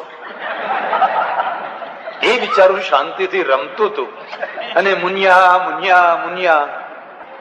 તમે ત્રીજી પેઢીની કોઈ ગાય ને, ચોથી પેઢીની કોઈ ગાય ને, કૂતરીને, ચોથી પેઢીના છોકરા સાથે આટલો મોહ કરતા જોયું તમે? અને એટલા માટે એમને કદી પણ પ્રવચનો નથી કરવા પડતા. કદી પણ એમને પ્રવચનો નથી કરવા પડતા. બરાબર છે, જેને મોહ મૂક્યો છે જીવાડવા માટે એને જ નિર્મોહ મૂક્યો છે. પણ અહીંયા મસ્તિષ્ક મોટું બનાવી દીધું એટલે લાગણીઓ પણ મોટી થઈ ગઈ, અને લાગણીઓ મોટી થઈ ગઈ એટલે હવે થોડુંક આયોજન એને કર્યું ને બાકીનું આયોજન તમારા ઉપર છોડી દીધું. બોલો હવે તમારે કરવું છે તમારા ઉપર છોડી દીધું. આ જે લાગણીઓ છે એના પાછા વિભાગ કરી દીધા. એમાંથી ઈર્ષ્યા પેદા થાય, એમાંથી દ્વેષ પેદા થાય, એમાંથી રાગ પેદા થાય, એમાંથી લોભ પેદા થાય, મદ, મોહ, ઈર્ષ્યા, દ્વેષ, અસૂયા, નિંદા, ચાડી, ચુગલી, આ બધા લાગણીના પરિણામ. 2 કોમ્પ્યુટરને કદી ચાડી કરતા જોયા તમે? 2 કોમ્પ્યુટરને કદી ઈર્ષ્યા કરતા તમે જોયા? જો માણસ માત્ર મસ્તિષ્ક હોત અને એની લાગણીઓ ના હોત તો પ્રશ્ન જ નતો, તો કોઈ પ્રશ્ન જ નતો. એટલે માણસનું જે બાહ્ય જગત છે એના કરતા બહુ મોટું એનું અંતર જગત છે. અને એનું જે અંતર જગત છે એના સુખમાં અને દુઃખમાં બહુ મોટા મહત્વના ભાગ ભજવે છે. નોંધ કરજો, માણસ સૌથી વધારે સુખી સંબંધોથી થતો હોય છે અને સૌથી વધારે દુઃખી પણ સંબંધોથી થતો હોય છે. બંગલાથી એટલો નહીં, ગાડીથી એટલું નહીં, પણ સંબંધના જે સુખ છે ને એના જેવું કોઈ સુખ નથી, અને સંબંધોના જે દુઃખ છે એના જેવા કોઈ દુઃખ નથી. અને માણસ સંબંધ વિના રહી શકતો નથી, સંબંધ વિના એને રાખી શકાય પણ. તો હવે સંબંધ વિના રહી નથી શકતો, સંબંધથી સુખ થાય છે, સંબંધથી દુઃખ થાય છે. અને જે સંબંધથી જેટલી મીઠાશ મળી હોય એ જ સંબંધી પછી એટલી જ કડવાશ મળે. આંતરિક કડવાશ, આંતરિક ઝેર કદી પણ મીઠાશ વિનાનું હોતું નથી. પહેલા મીઠાશ, પહેલા ગળ્યું મધ જેવું, અને પછી કડવું ઝેર જેવું. જેની સાથે મીઠાશ થઈ જ નથી એની સાથે કડવાશનો પ્રશ્ન જ નથી. આ સુરતમાં આટલા લાખ માણસો રહે, 18 લાખ માણસો રહે છે, કોઈની સાથે કડવાશ નથી. કડવાશ છે તો કોની સાથે છે? જેની સાથે મધુરતા છે એની સાથે. મધુરતા કડવાશમાં અને કડવાશ પછી મધુરતામાં. આ માણસનું આંતરિક રૂપ છે અને એને એ પહોંચી નથી શકતો. એમાં એ અધૂરો પડે છે, એમાં એ ઊણો પડે છે. એટલે એકલો બેઠો બેઠો રૂમમાં રડે છે, ધ્રુસકે ને ધ્રુસકે રડે છે. હું બહુ દુઃખી છું, હું બહુ દુઃખી છું, હું બહુ દુઃખી છું. આટલો મોટો બંગલો છે પછી શું દુઃખી છે? પરદેશની વાત હું તમને કરું. એક ભાઈના ત્યાં ઉતરેલો, અને જ્યારે પહેલા દિવસે હું એના બંગલામાં ગયો, એનું દીવાનખાનું જોયું, હું તો આમ આશ્ચર્યચકિત થઈ ગયો. કોઈ રાજા મહારાજાનું દીવાનખાનું હોય ને એવું. એનું એક એક ફર્નિચર, એક એક સોફા સેટ તમે જુઓ, એક એક સોફા સેટમાંથી એક એક કદાચ સામાન્ય માણસનું ઘર બની જાય. એટલી કિંમતી વસ્તુઓ બધી, ઝુમ્મરો ને અને તે. પછી મને કે આવું ને આવું પાછું એક બીજું દીવાનખાનું છે. અને સંપત્તિની એક ખાસિયત છે, પ્રદર્શનની ભૂખ રાખતી હોય છે, બતાવવાની ઈચ્છા થાય. અમને બતાવવાની ઈચ્છા થાય. એકવાર હું બંગાળમાં ફરું, એક મારવાડી શેઠ જમવા લઈ ગયા અને સોનાના વાસણોમાં જમાડ્યા. અરે હું તો તમને ભલામણ કરું છું કે અનુભવ જ કરવા હોય તો સાધુ થાવ ને, હિંમત કરો ને, વધારે નહીં તો 1 વર્ષ તો થાવ.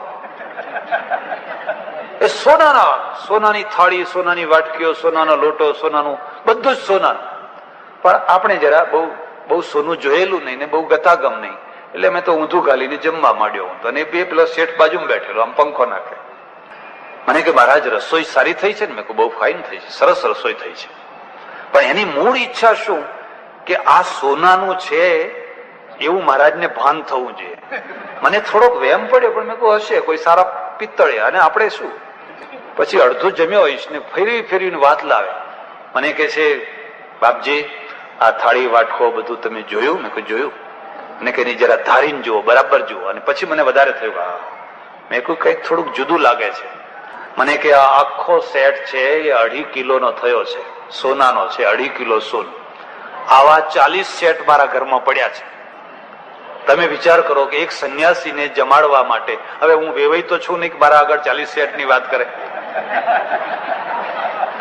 એક સંન્યાસીને જમાડવા માટે 2.5 કિલો સોનાનો સેટ મૂકે અને પાછું એને ભાન કરાવે.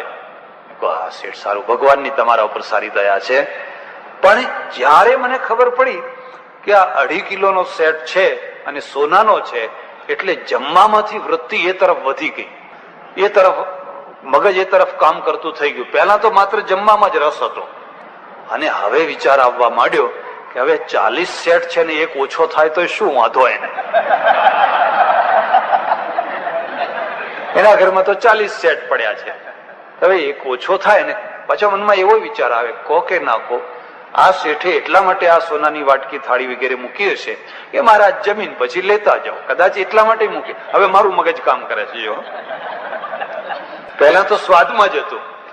જો કે મારે તમને કહેવું જોઈએ, નહીં કહું તો તમે સમજી ગયા છો કે એમાંની એક નાની ચમચી મને ના આપી, બધું ત્યાં જ રહી દીધું.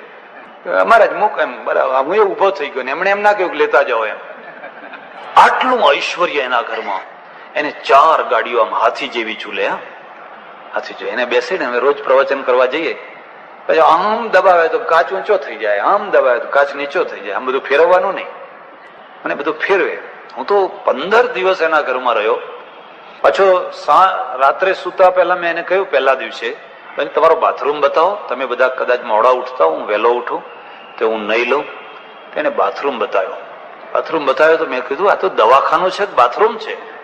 આટલી બધી 40-50 શીશીઓ છે, કોઈ લાલ રંગની, પીળા રંગની, ફલાણા રંગની, બ્લુ રંગની, આ બધી શીશીઓ પડી છે. આ તો દવાખાના જેવું લાગે છે. મને કે નહીં, આ ફલાણું શેમ્પુ છે, આ ફલાણું શેમ્પુ છે, આ ફલાણું છે, આ નાયા પહેલા લગાડવાનું છે, આ નાતી વખતે વચ્ચે લગાડવાનું છે, આ નાયા પછી લગાડવાનું છે. મને કે તમારે જે શેમ્પુ વાપરવું હોય વાપરજો. તમે મારું માથું બતાવી, જો અહીં તો શેમ્પુની જગ્યા જ નથી. અને આ નાયા પહેલા, નાયા વચ્ચે, નાયા પછી લગાડ્યા વિના જ અમે તો એમને જ સારા દેખાયા છે. એ તો બધું ખરું, પણ મેં કહ્યું નળ ક્યાં છે? પાણી આવવાનો નળ ક્યાં છે? નળ તો કોઈ જગ્યાએ દેખાતો જ નથી. પછી મને કે પેલા ખૂણામાં આમ જઈને હાથ લાંબો કરો. તો હું તો જઈને હાથ લાંબો કર્યો, તરત પાણી પડવા માંડ્યું. કે કેવી રીતે? કે આ એક આવી સિસ્ટમ છે, કઈ નળ બળ ખોલવાનો નહીં. તમે નીચે બેસો કે કોઈ માણસનો કોઈ શરીરનો ભાગ નીચે આવે એટલે આપોઆપ પાણી આવે, અને ભાગ ખસી જાય એટલે પાણી બંધ થઈ જાય. ઓહો, મેં કહ્યું આ માણસને કેટલું ઐશ્વર્ય, કેટલી બધી સંપત્તિ, કેટલું ઐશ્વર્ય. બહુ ખુશ થયો. અને રોજ સાંજે હું ઈશ્વરને પ્રાર્થના કરું, અને હું તમને પણ ભલામણ કરું છું, પડોશીના ઐશ્વર્યના માટે શુભેચ્છાઓ આપજો. ભગવાન એનો બંગલો સારો રાખે, ભગવાન તમારા લીલીવાડીને સારી રાખે, એવી ઈચ્છાઓ કરજો. એક ડોશી મારી પાસે આવીને એકવાર મને કે મહારાજ તમને કઈ જ્યોતિષ જોતો આવડે છે? મેં કહ્યું ના. કે મેં કહ્યું તમારે શું પૂછવું હતું? મારે એ પૂછવું હતું કે ધરતીકંપ ક્યારે થશે. ધરતીકંપની તમારે શી જરૂર પડી? કે મહારાજ આ મારે પડોશમાં 4 માળનું મકાન બાંધ્યું છે, અને મારું એને એ રહી ગયું છે, ને એ લોકો આ મહારાષ્ટ્રમાં ત્યાં બધેનો વેપાર ધંધો કરવા ગયા અને કમાઈને આવ્યા, તે 4 માળનું બધું બાંધ્યું છે. બાંધ્યું છે પણ અગાશીમાં બેસીને ખુંખારા ખાય છે પાછા. તે મારાથી જોયું નથી જતું. તો હું રોજ ભગવાનને કહું છું કે હે મારા નાથ, ધરતીકંપ મોકલ.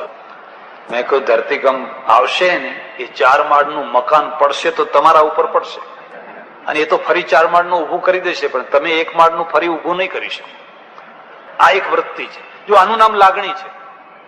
આ બીજી વૃત્તિ છે. 15 દિવસ થયા હશે. 15મા દિવસે જયારે હું આવ્યો 11 વાગ્યા રાતના, એમાં મેં 2 જ. એમના પત્ની કોઈ દાડો સાંભળવા આવે નહીં. અહીં ઉલટું થયેલું, ઘણી જગ્યાએ બહેનો સાંભળવા આવે અને પુરુષો ના આવે. ત્યાં અહીંયા પુરુષ આવે, બિચારી પેલી ઘોરતી હોય, ઊંઘતી હોય. અમે જઈએ ત્યારે પેલી ટાપટી વેલી ચાલતી હોય ને, એમ સિસોટી વાગતી હોય બધી. હું મારા રૂમમાં જાઉં 2 મિનિટ બેસીને, રોજ આ નિયમ. મારો હાથ પકડી લીધો, હાથ પકડીને આમ માથું મૂકીને બાળક રડે એમ ધ્રુસકે ને ધ્રુસકે રડવા માંડ્યું. બાળકની માં, અરે અરે અરે. મેં કહું ભાઈ શું થયું? તમને કેમ રડો છો કેમ? મને કે મહારાજ તમે જ્યારથી આવ્યા 15 દિવસથી રોજ કોઈને કોઈ મારો પ્રસંગ આવે છે કથામાં, અને આજ તો તમે બધી મારી જ કથા કરી. ક્યાંથી ખબર પડી ગઈ તમને? હું કશું જાણું. હું સમજો કે આ બહુ મોટો ફેક્ટરીનો માલિક છે, તે કઈ ફેક્ટરીમાં તો ચડતી પડતી આવ્યા કરે, એવું કંઈક હશે. શેઠ હોય હવે તો તેજી મંદી આયા કરે, તો એમાં કઈ દુઃખી નહીં થવાનું. મોટાને મોટી તેજી, મોટાને મોટી મંદી હોય. પાનના ગલ્લાવાળાનું દેવાળું ના જાય. પાનના ગલ્લાવાળાનું દેવાળું એ તો 1000-2000 ની એની મૂડી હોય, અને એમાં એને કઈ બહુ એ ના હોય. મને કે ના મહારાજ, પૈસાની બાબ, મને પૈસા તો અઢળક મળ્યા છે, હું ઉપાડી ન શકું, વાપરી ન શકું એટલા મળ્યા છે. અને તમારે અનુભવ કરવો હોય તો કરજો. જેને વાપરી ન શકાય એટલું જેને મળ્યું હોય ને એ વાપરતા જ નથી, અને જેને વાપરવાની પૂરો પનો નથી પહોંચતા હોતા એ લોકો વાપર કરતા હોય છે. જોવું હોય તો જોજો. હું કહું કે વાપરો, પણ કે ના, જન્મતા જ અહીં જમ મૂકીને બેઠા છીએ. મેં કહું તમે રડો છો કેમ? ધ્રુસકે ને ધ્રુસકે. અને એને જે મને વાત કરીને, એ વાત હું અહીં સભામાં ના કરી શકું એવી વાત કરી. મને કે મારા જેવો કોઈ દુઃખી માણસ નથી. મેં 3 વાર આત્મહત્યા કરવાનો પ્રયત્ન કર્યો, 3 વાર. 3 વાર હું મર્યો. અમે ખાનદાન માણસો, અમે ઉપરના માણસો, ઊંચા માણસો, ના મરી શકીએ ના કોઈને મારી શકીએ. પેલા જે નીચા માણસો કહેવાય ને, એમને તો માર ધાર્યું કર સીધું, વાર નહીં, પછી જાય જેલમાં, જે થવું હોય થાય. પણ અમે ના કોઈને મારી શકીએ કે ના મરી શકીએ. મેં કહ્યું પણ એટલું બધું છે શું, તને દુઃખ શું છે? મને કે મારી પત્ની છે ને એનું એકે બાળક મારું નથી, અને મારા ઘરમાં શું થાય છે, મારા પૈસે શું થાય છે હું બધું જાણું છું. ઘર મારું, બંગલો મારો, મોટરો મારી, બેફામ ખર્ચા, પણ એ શું થાય છે હું જાણું છું. અને આ ઘર મને હોળીથી ભોંડું લાગે છે. આ ઘરમાં મારી પગ મૂકવાની ઈચ્છા નથી. એટલો હું દુઃખી છું. એટલે તો મેં 3 વાર આત્મહત્યા કરવાનો પ્રયત્ન કર્યો. તમે કોઈ વાર ગાયને આત્મહત્યા કરતા જોઈ? કોઈ પશુને આત્મહત્યા કરતા જોયું? કારણ કે પશુને આવી કોઈ લાગણીઓ જ નથી, એમને આવા કોઈ પ્રશ્નો સતાવતા જ નથી. અને એટલે એમના જીવનમાં અને માણસના જીવનમાં બહુ મોટું અંતર છે. અને આ જામ આવે એટલે એનું જીવન ધૂળ થઈ જાય. હવે એ લાગણીઓમાંથી જે ફાંટા ફૂટે, એમાંથી ક્રોધ, કામ, ફલાણું, મોહ, ઈર્ષા, દ્વેષ, નિંદા, વેર, આ બધી વાતો એમાંથી પેદા થાય. અને એ પેદા થયેલી જે વાતો છે એમાં માણસ વંટોળિયા ઉપર ચડી જાય, ચકડોળ. એ ચકડોળમાંથી એને કોણ ઉતારે, કેવી રીતે ઉતારે? જો માણસના આગળ રોજી ને રોટીનો જ પ્રશ્ન હોત, રોજી મળે, રોટી મળે એટલે જીવનના પ્રશ્નો હલ થઈ ગયા, તો જીવન બહુ ઈઝી હતું, બહુ સરળ હતું. પણ જેને રોજી નથી મળી, જેને રોટી નથી મળતી, એ લોકો રોજી રોટી માટે ફાંફા મારે છે, બરાબર છે. પણ જ્યાં તમને રોજી મળી, રોટી મળી, બંગલો મળ્યો, ગાડી મળી, એટલે તમારા પ્રશ્નો નાના નથી થતા, પ્રશ્નો મોટા થાય છે. અને એમાં આંતરિક પ્રશ્નો તો એટલા ભયંકર થાય છે. હવે આ આંતરિક પ્રશ્નો છે, એમાં જે તમારી લાગણીઓ છે, શું કરશો, કયો રસ્તો કાઢશો? એટલે ગીતાએ, અધ્યાત્મ શાસ્ત્રે એનો એક રસ્તો કાઢ્યો. આજ મારે વાત તમને કહેવાની છે. તમારી જે લાગણીઓ તલવારની ધારની માફક તમને રોજ ઊંઘવા નથી દેતી, અને તલવારની ધારની માફક બીજાને ઊંઘવા નથી દેતી, એને રિફાઇન કરો, એને રિફાઇન કરો. અને રિફાઇન કરતા કરતા એવી રિફાઇન કરો, પેલા કવિએ કહ્યું છે, વહો એવી નિત્યે મુજ જીવનની સર્વ ઝરણી, દયાના પુણ્યોના તુજ પ્રભુ મહાસાગર ભણી, તુજ પ્રભુ મહાસાગર ભણી. શરીરની શુદ્ધિ પાણીથી થાય. ના શરીર ચોખ્ખું, પરસેવો લાગ્યો હોય તો શરીર ચોખ્ખું, પણ અંદરની જે શુદ્ધિ છે, અંદરની જે મેલ વૃત્તિ છે, અંદરની જે અશાંતિ છે, એ અશાંતિને કેવી રીતે શુદ્ધ કરશો? એની શુદ્ધિ છે એ અધ્યાત્મથી થાય. અને માણસનું મન પછી મોટું થાય. આજ એની નિશાની છે, અધ્યાત્મ વિકાસની આજ નિશાની છે. એનું મન મોટું થાય, એટલું મોટું થાય, એટલું મોટું થાય કે પોતાના સુખને એ જીરો બનાવે, બીજાના સુખને મહત્વ આપે. મારા ઓળખીતા એક સજ્જન છે, આજે તો 80-85 વર્ષની ઉંમરે પહોંચ્યા છે. એ જયારે પરણીને આવ્યા અને એમને ખબર પડી કે એમની પત્ની તો કોઈ બીજાના સાથે પ્રેમમાં પડેલી છે, એમણે પોતે જ પોતાની મેળે એનું લગ્ન કરાવી આપ્યું. લે, હું તને લગ્ન કરાવી આપું છું, પોતે જ, હું જ કન્યાદાન દેનાર, બીજો કોઈ નહીં, હું પોતે જ. અને આ કોઈ નાની વાત નથી, આ કોઈ સામાન્ય વાત. માથું કાપી નાખું, નાક કાપી નાખું, આમ કરી નાખું, મારી નાખું, મરી જાઉં, ફલાણું કરું. આ લાગણીઓની તીવ્રતા છે. પેલી લાગણીઓને રિફાઇન કરેલી છે. ભલે તું સુખી થા, એ રસ્તે તને સુખ મળતું હોય તો જા, એ રસ્તે તું સુખી થા. અને એ લાગણીઓ વળાંક લેતી લેતી લેતી જયારે પરમેશ્વર તરફ આવે, અનુભવ કરવો હોય તો કરજો. દાઝેલા માણસો, બળેલા માણસો, હળધૂત થયેલા માણસો, તિરસ્કૃત થયેલા માણસો, ઓથ વિનાના, આધાર વિનાના માણસોને ઈશ્વરના શરણમાં જે સુખ મળે છે, જે શાંતિ મળે છે, જે એક માતાનો ખોળો મળે છે, દુનિયામાં બીજી કોઈ જગ્યાએ નથી મળતું. ભર્તુહરીને કેમ એનું તમે વૈરાગ્ય શતક વાંચજો, એનું તમે નીતિ શતક વાંચજો, અને પહેલા શ્રૃંગાર શતક વાંચજો. શ્રૃંગાર શતક વાંચજો. દિક્તામ ચ તમ ચ મદનં ચ ઈમાન ચ માન ચ, પહેલો શ્લોક છે નીતિ શતક. કોઈએ લાવીને ફળ આપ્યું, બ્રાહ્મણે બહુ તપ કર્યું, બહુ તપ કર્યું, બહુ તપ કર્યું, શિવ પ્રસન્ન થયા, અમર ફળ આપી દીધું. બ્રાહ્મણને સદબુદ્ધિ જાગી, હું અમર થઈને શું કરીશ? જેના દ્વારા લાખોનો ઉદ્ધાર થતો હોય એને અમર કરવા દો ને, એ તો અમારો રાજા છે. એને રાજાને ફળ આપ્યું. બ્રાહ્મણને લાગણી છે કોના ઉપર? સાત્વિક લાગણી, પોતાના રાજા ઉપર. રાજાને ફળ આવ્યું, લાગણી છે, પણ સાત્વિક લાગણી નથી, મોહ ભરેલી લાગણી છે. હું અમર થઉં, પિંગલા મરી જાય, એના વિયોગમાં ઝૂરી ઝૂરીને હું જીવું, એના કરતા એને જ અમર કરવા દો ને. એને એ ફળ પિંગલાને આપ્યો. અને પિંગળાને પાછી લાગણી છે, પણ રાજા ઉપર નહીં. એને એક અશ્વપાળ ઉપર લાગણી છે. એને થયું હું મરી જાઉં, હું અમર થઉં, અને મારો પ્રેમી મરી જાય અને હું ઝૂરી ઝૂરીને મરું, એના કરતા એને જ અમર થવા દો. એને એ ફળ અશ્વપાળને આપ્યું. અને અશ્વપાળ છે એને પાછી લાગણી છે, પણ કોના ઉપર? રાણી ઉપર નહીં. સોનાની થાળી મળી છે, સોનાની થાળી, પણ કૂતરાને તો ચાટ જ જોઈએ, ચાટ વિના એનું પેટ ભરાય જ. એને પછી ગામની એક વેશ્યા ઉપર લાગણી છે. એને જઈને એને ફળ આપી દીધું કે લે તું ખા, અમર થા. અને વેશ્યા છે એને વળી પાછી લાગણી થાય છે કે હું આ ધંધો કરવા માટે અમર થઉં, એના કરતા આ રાજા જ અમર થઈ જાય તો, લાખોનો તારણહાર રાજા જ અમર થઈ જાય તો. એને આવીને રાજાને ફળ આપ્યું કે લો આ ફળ. અને રાજા ચમક્યો, આ ફળ તારી પાસે ક્યાંથી? એ ના પૂછશો મારી પાસે ક્યાંથી, પણ મારી પાસે આવ્યો, અને જે ખાય અમર થઈ જાય. સાચું બતાવ, હું તને કઈ નુકસાન નહીં કરું, સાચું બતાવ. અને એને બધી સાચી વાત કહી. રાજાએ ફળ સંતાડી દીધું. રાણીને પૂછ્યું, પેલું ફળ આપ્યું તો એ મેં તને ખાધું તે? હો, ખાધું. ક્યારે ખાધું? એ તો એમ મારા દેખતા તો ના ખાધું. એમ કે ના ખવાય, તો નહીં ધોઈને પવિત્ર થઈને ખવાય ને. એટલે પછી નહીં ધોઈ પવિત્ર થઈને પછી ખાધું તું મેં. અને પછી એ ફળ કાઢીને બતાવ્યું, લે આ ફળ જો જો. બેની આંખો ફાટીને ફાટી રહી ગઈ. ત્યારે આ શ્લોક રચ્યો, અયામ ચિંતયામિ સતતમ મયી સા વિરક્તા સાપ્યન્યમિચ્છતિ જનો જનોન્ય સક્તા અસ્મત કૃતે ચ પરિતુષ્યતિ કાચિદન્યા ધિક્તામ ચ તમ ચ મદનં ચ ઈમાન ચ માન ચ. આ આંતરિક માણસ છે. અને આંતરિક માણસ છે.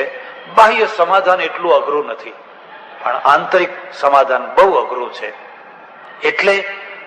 એટલે પછી માણસ એક શરણું ખોળે, પ્રભુ હવે હું તારો. મેં બહુ લાતો ખાધી, બહુ દુઃખો સહ્યા, હવે હું તારો. પણ તમારામાંથી ઘણા એમ વિચાર કરે કે આવું તો એકાદ માણસને થાય, કઈ બધાને આવું થાય? અને જેને થાય એ ઈશ્વરને પ્રાર્થનાને લઈને બેસે. પણ જો તમને ખોટું ના લાગે તો હું તમને કહું કે તમારા અમર ફળ ચક્કર લઈને તમારી પાસે નથી આવતા, એટલું જ સારું છે. બાકી જો તમારા અમર ફળ જો ચક્કર લઈને આવે ને, તો તમારામાંથી ઓછામાં ઓછા 50% તો આ જ દશા છે. જે દશા પેલા ભરતોરીની છે એ જ. પણ પરમેશ્વરે બહુ દયા કરી છે, સૌના ઉપર પડદો નાખી દીધો છે. અને પડદાના નીચે જ જીવન છે. એ પડદાના નીચે જો પડદો જરાક ખુલ્લો થઈ જાય તો બરબાદી જ બરબાદી છે. એટલે માણસ છે એ સમર્થમાં સમર્થ માણસ પણ અંદરથી દુર્બળ છે, અંદરથી અલ્પ છે, અંતરથી દુઃખી છે. અને એને કોઈ એવો આશરો, કોઈ આધાર જોઈએ જ્યાં એ પ્રસન્ન થાય, જ્યાં એની વેદનાઓને હળવી કરે, જ્યાં એના દુઃખોથી એ મુક્ત થાય. આ એનો એક હેતુ છે. માત્ર બધા હેતુ નથી, આ એનો એક હેતુ છે. અને આ વેદનામાંથી જયારે એક લાઈન ઉપર ચડે છે, જેને અધ્યાત્મ માર્ગ કહીએ છીએ, જેને ભક્તિ માર્ગ કહીએ છીએ, જેને ઉપાસના માર્ગ કહીએ છીએ, ત્યારે એને બહુ મોટી રાહત થાય છે. પણ કઈ બધાના માટે આ વાત નથી. બાકીના લોકો માટે પણ અમારે ત્યાં આવું ના થાય, અમારે ત્યાં આવું ના થાય. હું તમને કોઈની ગોખી મારેલી વાતો નથી સંભળાવતો, મારા અનુભવની વાત હું તમને કહું છું. તમે પ્રાર્થના કરજો, નાની નાની બાબતોની તમે પ્રાર્થના કરજો, અને જેટલી તન્મયતાથી થાય એટલી કરજો. તમે એટલું કહેજો, પ્રભુ હું કોઈને છેતરું નહીં, પણ મને કોઈ ના છેતરે. પછી બજારમાં ખરીદવા નીકળજો. તમારે સાડી ખરીદવી છે, તમારે ટેપ રેકોર્ડર ખરીદવું છે, કે લાવ ભગવાનને પ્રાર્થના કરો, મારે એક પૈસો ભાવ ઓછો નથી આપતો, પણ મને કોઈ છેતરે નહીં. તું જ જોજે. દીકરીના સત્પણ કરવા છે, રૂપિયો લેવો છે, દેવો છે, તમે તમારા ઈષ્ટદેવને પ્રાર્થના કરજો, પ્રભુ સોનાને હું પિત્તળ માનું ને પિત્તળને હું સોનું માનું, એવી મારી બુદ્ધિ છે, પણ તું સાથે રહેજે. મારી દીકરી એ તારી દીકરી છે, એ કઈ કસાઈ વાળે ના જતી રહે. અને તમે અનુભવ કરજો, એક વાર તમે એક સંબંધ કરવા તૈયાર હશો તો એ તમને ખેંચી લેશે પાછા. તમને પાછળ તમે રડશો, અમારો તૂટેલો સંબંધ જોઈને તમે રડશો, પણ 10 વર્ષ પછી 20 વર્ષ પછી તમને થશે સારું થયું હો, એ જગ્યાએ સંબંધ કરવા જેવો નતો. જેમ જેમ તમે અનુભવ કરશો તમારા જીવનમાં, એમ એમ તમને એમ લાગશે કે તમારી પ્રાર્થના એક માત્ર વ્યર્થની ક્રિયા નથી. તમારી ઉપાસના, તમારા જપ, તમારું નામ સ્મરણ એ કોઈ વ્યર્થની ક્રિયા નથી, પણ એમાંથી એક આંતરિક શક્તિ ઉત્પન્ન થાય છે, અને શક્તિના દ્વારા તમારા જીવનનો માર્ગ એક વ્યવસ્થિત તૈયાર થાય છે, અને કેટલીય વાર તમારું રક્ષણ થાય છે. નિદ્રામહી નહીં હતું તને ભાન જ્યારે, જેણે જુઓ પૂર્ણ રક્ષણ કીધું ત્યારે, તેને પ્રભાત સમયે ઉઠીને મરું હું, કાર્યો બધા દિવસના પછીથી કરું. આ માર્ગમાં જો આ કોરો માર્ગ હોત, કોઈને કશો ફાયદો ન થયો હોત, કોઈને કઈ અનુભવ ન થયો હોત, ક્યારનોય તૂટી પડ્યો હોય, ક્યારનોય સમાપ્ત થઈ ગયો હોય. હા, નોટો છે, બનાવટી નોટો છે, અને બનાવટી નોટો હોય એ જ એમ બતાવે છે કોઈ સાચી નોટો છે. સાચાની જ નકલ થાય, નકલની નકલ ના થાય, અને નકલની નકલનો કોઈ અર્થ જ નહીં. પણ નકલ જ સાચાનું પ્રમાણ છે. કંઈક સાચું હોય તો કોઈ નકલ કરે.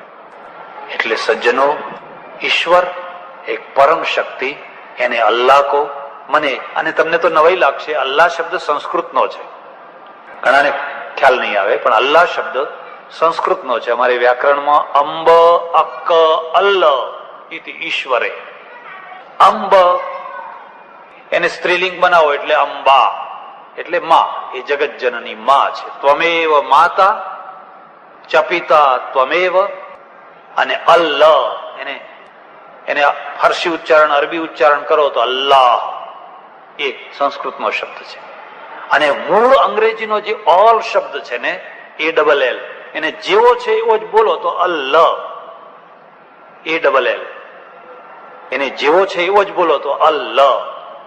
ઓલ, ઓલ એટલે બધું, ઓલ એટલે બધું, અને બધું એટલે પરમેશ્વર, એક પરમ શક્તિ. એ શક્તિના સમીપમાં પહોંચાડનાર માધ્યમ, એનું નામ ઉપાસના. ઉપાસનાની કરોડરજ્જુ, ઉપાસનાનું ફાઉન્ડેશન શ્રદ્ધા, પ્રેમ. અને જીવન જીવવા માટેની પણ આ બે પાંખો. કાં તો તમે પ્રેમની પાંખથી જીવન જીવો, કાં તો તમે શ્રદ્ધાની પાંખથી જીવન જીવો. પ્રેમ અને શ્રદ્ધાની બે પાંખો કાપી નાખો, જુઓ જીવનનું શું પરિણામ આવે છે. તમારું જીવન ભારરૂપ થઈ જશે. તરફડિયા મારી મારીને દુઃખી, કારણ કે આ બે લાગણીમાંથી આવે છે. કાં તો પ્રેમથી, તમારા ઘરમાં તમને પ્રેમ મળે છે, તમે કોઈને પ્રેમ આપો છો. પાડેલા કૂતરાને પૂછી જોજો, એ તમને જોઈને તરત જ ખુશ થઈ જાય, તમારી છાતી ઉપર પગ મૂકીને ચડી જાય છે. અમારે ગૌશાળામાં ગાયો છે, હું જયારે બોલાવું ત્યારે દૂરથી દોડતી આવે, દૂરથી એકદમ આવીને આમ હાથ ચાટવા લાગી જાય. એક પાંખ પ્રેમની છે, બીજી પાંખ શ્રદ્ધાની છે, અને બે માંથી જોર આવતું હોય છે, બળ આવતું હોય છે. પ્રેમનું બળ છે ફનાગીરી, બરબાદ થઈ જશે, ફના થઈ જશે, બલિદાન આપી દેશે. જો ભગતસિંહને રાષ્ટ્ર પ્રેમ ના હોત તો ફાંસીએ ના ચડ્યો હોત. રાષ્ટ્ર પ્રેમ વિના એ ફાંસીએ ના ચડી શકે. અને હમણાં મારે ત્યાં એક ડોક્ટર આવેલા, મને કે મેં 800 માણસને ફાંસીએ ચડાવ્યા છે. 800 માણસને. હું ડોક્ટર હતો, અને જે ફાંસીએ ચડે એનું સર્ટિફિકેટ આપવાનું કામ મારે. મેં એમને પૂછ્યું કે 800 માણસમાંથી હિંમત કરીને પોતાની મેળે ફાંસીએ ચડનારા કેટલા હતા? મને કે એક કે નહીં. મૃત્યુથી બધા ગભરાય. ઊંચકીને ઘણાને તો ચડાવવા પડે, ઘણાને 2 દિવસથી તૈયાર કરવા પડે. પણ પેલાને રાષ્ટ્ર પ્રેમ હતો. ગુરુ ગોવિંદસિંહના 2 છોકરા ચણાઈ ગયા દિવાલમાં, એક ઈંટ મુકાતી ગઈ, અને પૂછાતું ગયું, બોલો ધર્મ બદલવો છે, બોલો ધર્મ બદલવો છે. પણ એ 2 ચણાઈ ગયા, પણ ટસથી મસ ન થયા. કઈ શક્તિ હતી એની પાછળ? એ શક્તિનું નામ શ્રદ્ધા હતું. પોતાના ધર્મ પ્રત્યે પ્રેમ અને શ્રદ્ધા હતું. નહીં તો એ તો ક્યારના ઈંટોની બહાર આવીને કહે જાવ તમે કહો જેમ કહો એમ, તમે જ્યાં કહો ત્યાં જે કહો એ કરવા તૈયાર છે. આ બે માંથી માણસને પરાકાષ્ઠાની શક્તિ પ્રાપ્ત થતી હોય છે. એટલે કાં તો પ્રેમ, કાં તો શ્રદ્ધા, અને બે ભેગા હોય તો બેડો પાર. પણ બે માંથી એકે ના હોય બંનેમાંથી એક કે ના હોય તો તમારી પાસે કૃતિ ને બુદ્ધિ છે. તમે સારા મિકેનિક થઈ શકો, તમે સારા લેખક થઈ શકો, સારા વિવેચક થઈ શકો, બધું સારું થઈ શકો, પણ તમારા અંતર જીવનમાં ખાલીપણા સિવાય બીજું કશું ન રહે. અને આ પ્રેમ અને આ શ્રદ્ધાને રિફાઇન કરતા કરતા પરમેશ્વર સુધી પહોંચાડી દેવી, એનું નામ છે ભક્તિ યોગ. પેલો કર્મ યોગ, આનું નામ છે ભક્તિ યોગ. એટલે ઈશ્વર અને એને પ્રાપ્ત કરાવનારી ઉપાસના. બધી ઘણી વાતો છે, ઉપાસનાના પણ પ્રકાર છે, એના પણ ભેદ છે, પણ એ બધી ચર્ચા નહીં કરું. અહીંયા તમે ઘણી વાર ઘણું ઘણું સાંભળ્યું હશે. મારે તો તમને આટલી જ વાત કરવી છે કે આપણે સાચા આસ્તિક થઈએ, એક ઈશ્વરને માનનારા અને અંધશ્રદ્ધાવાળી નહીં પણ શ્રદ્ધાવાળી ઉપાસના કરનારા થઈએ. અને એ ઉપાસના એટલી સરળ હોય, એટલી સહજ હોય કે એમાં ગંગાનું નીર હોય તોય વાહ વાહ, અને ન હોય તોય વાહ વાહ. એમાં અબીલ, ગુલાલ, ચંદન, ફલાણું ફલાણું એ હોય તોય ભલે અને ન હોય તોય ભલે.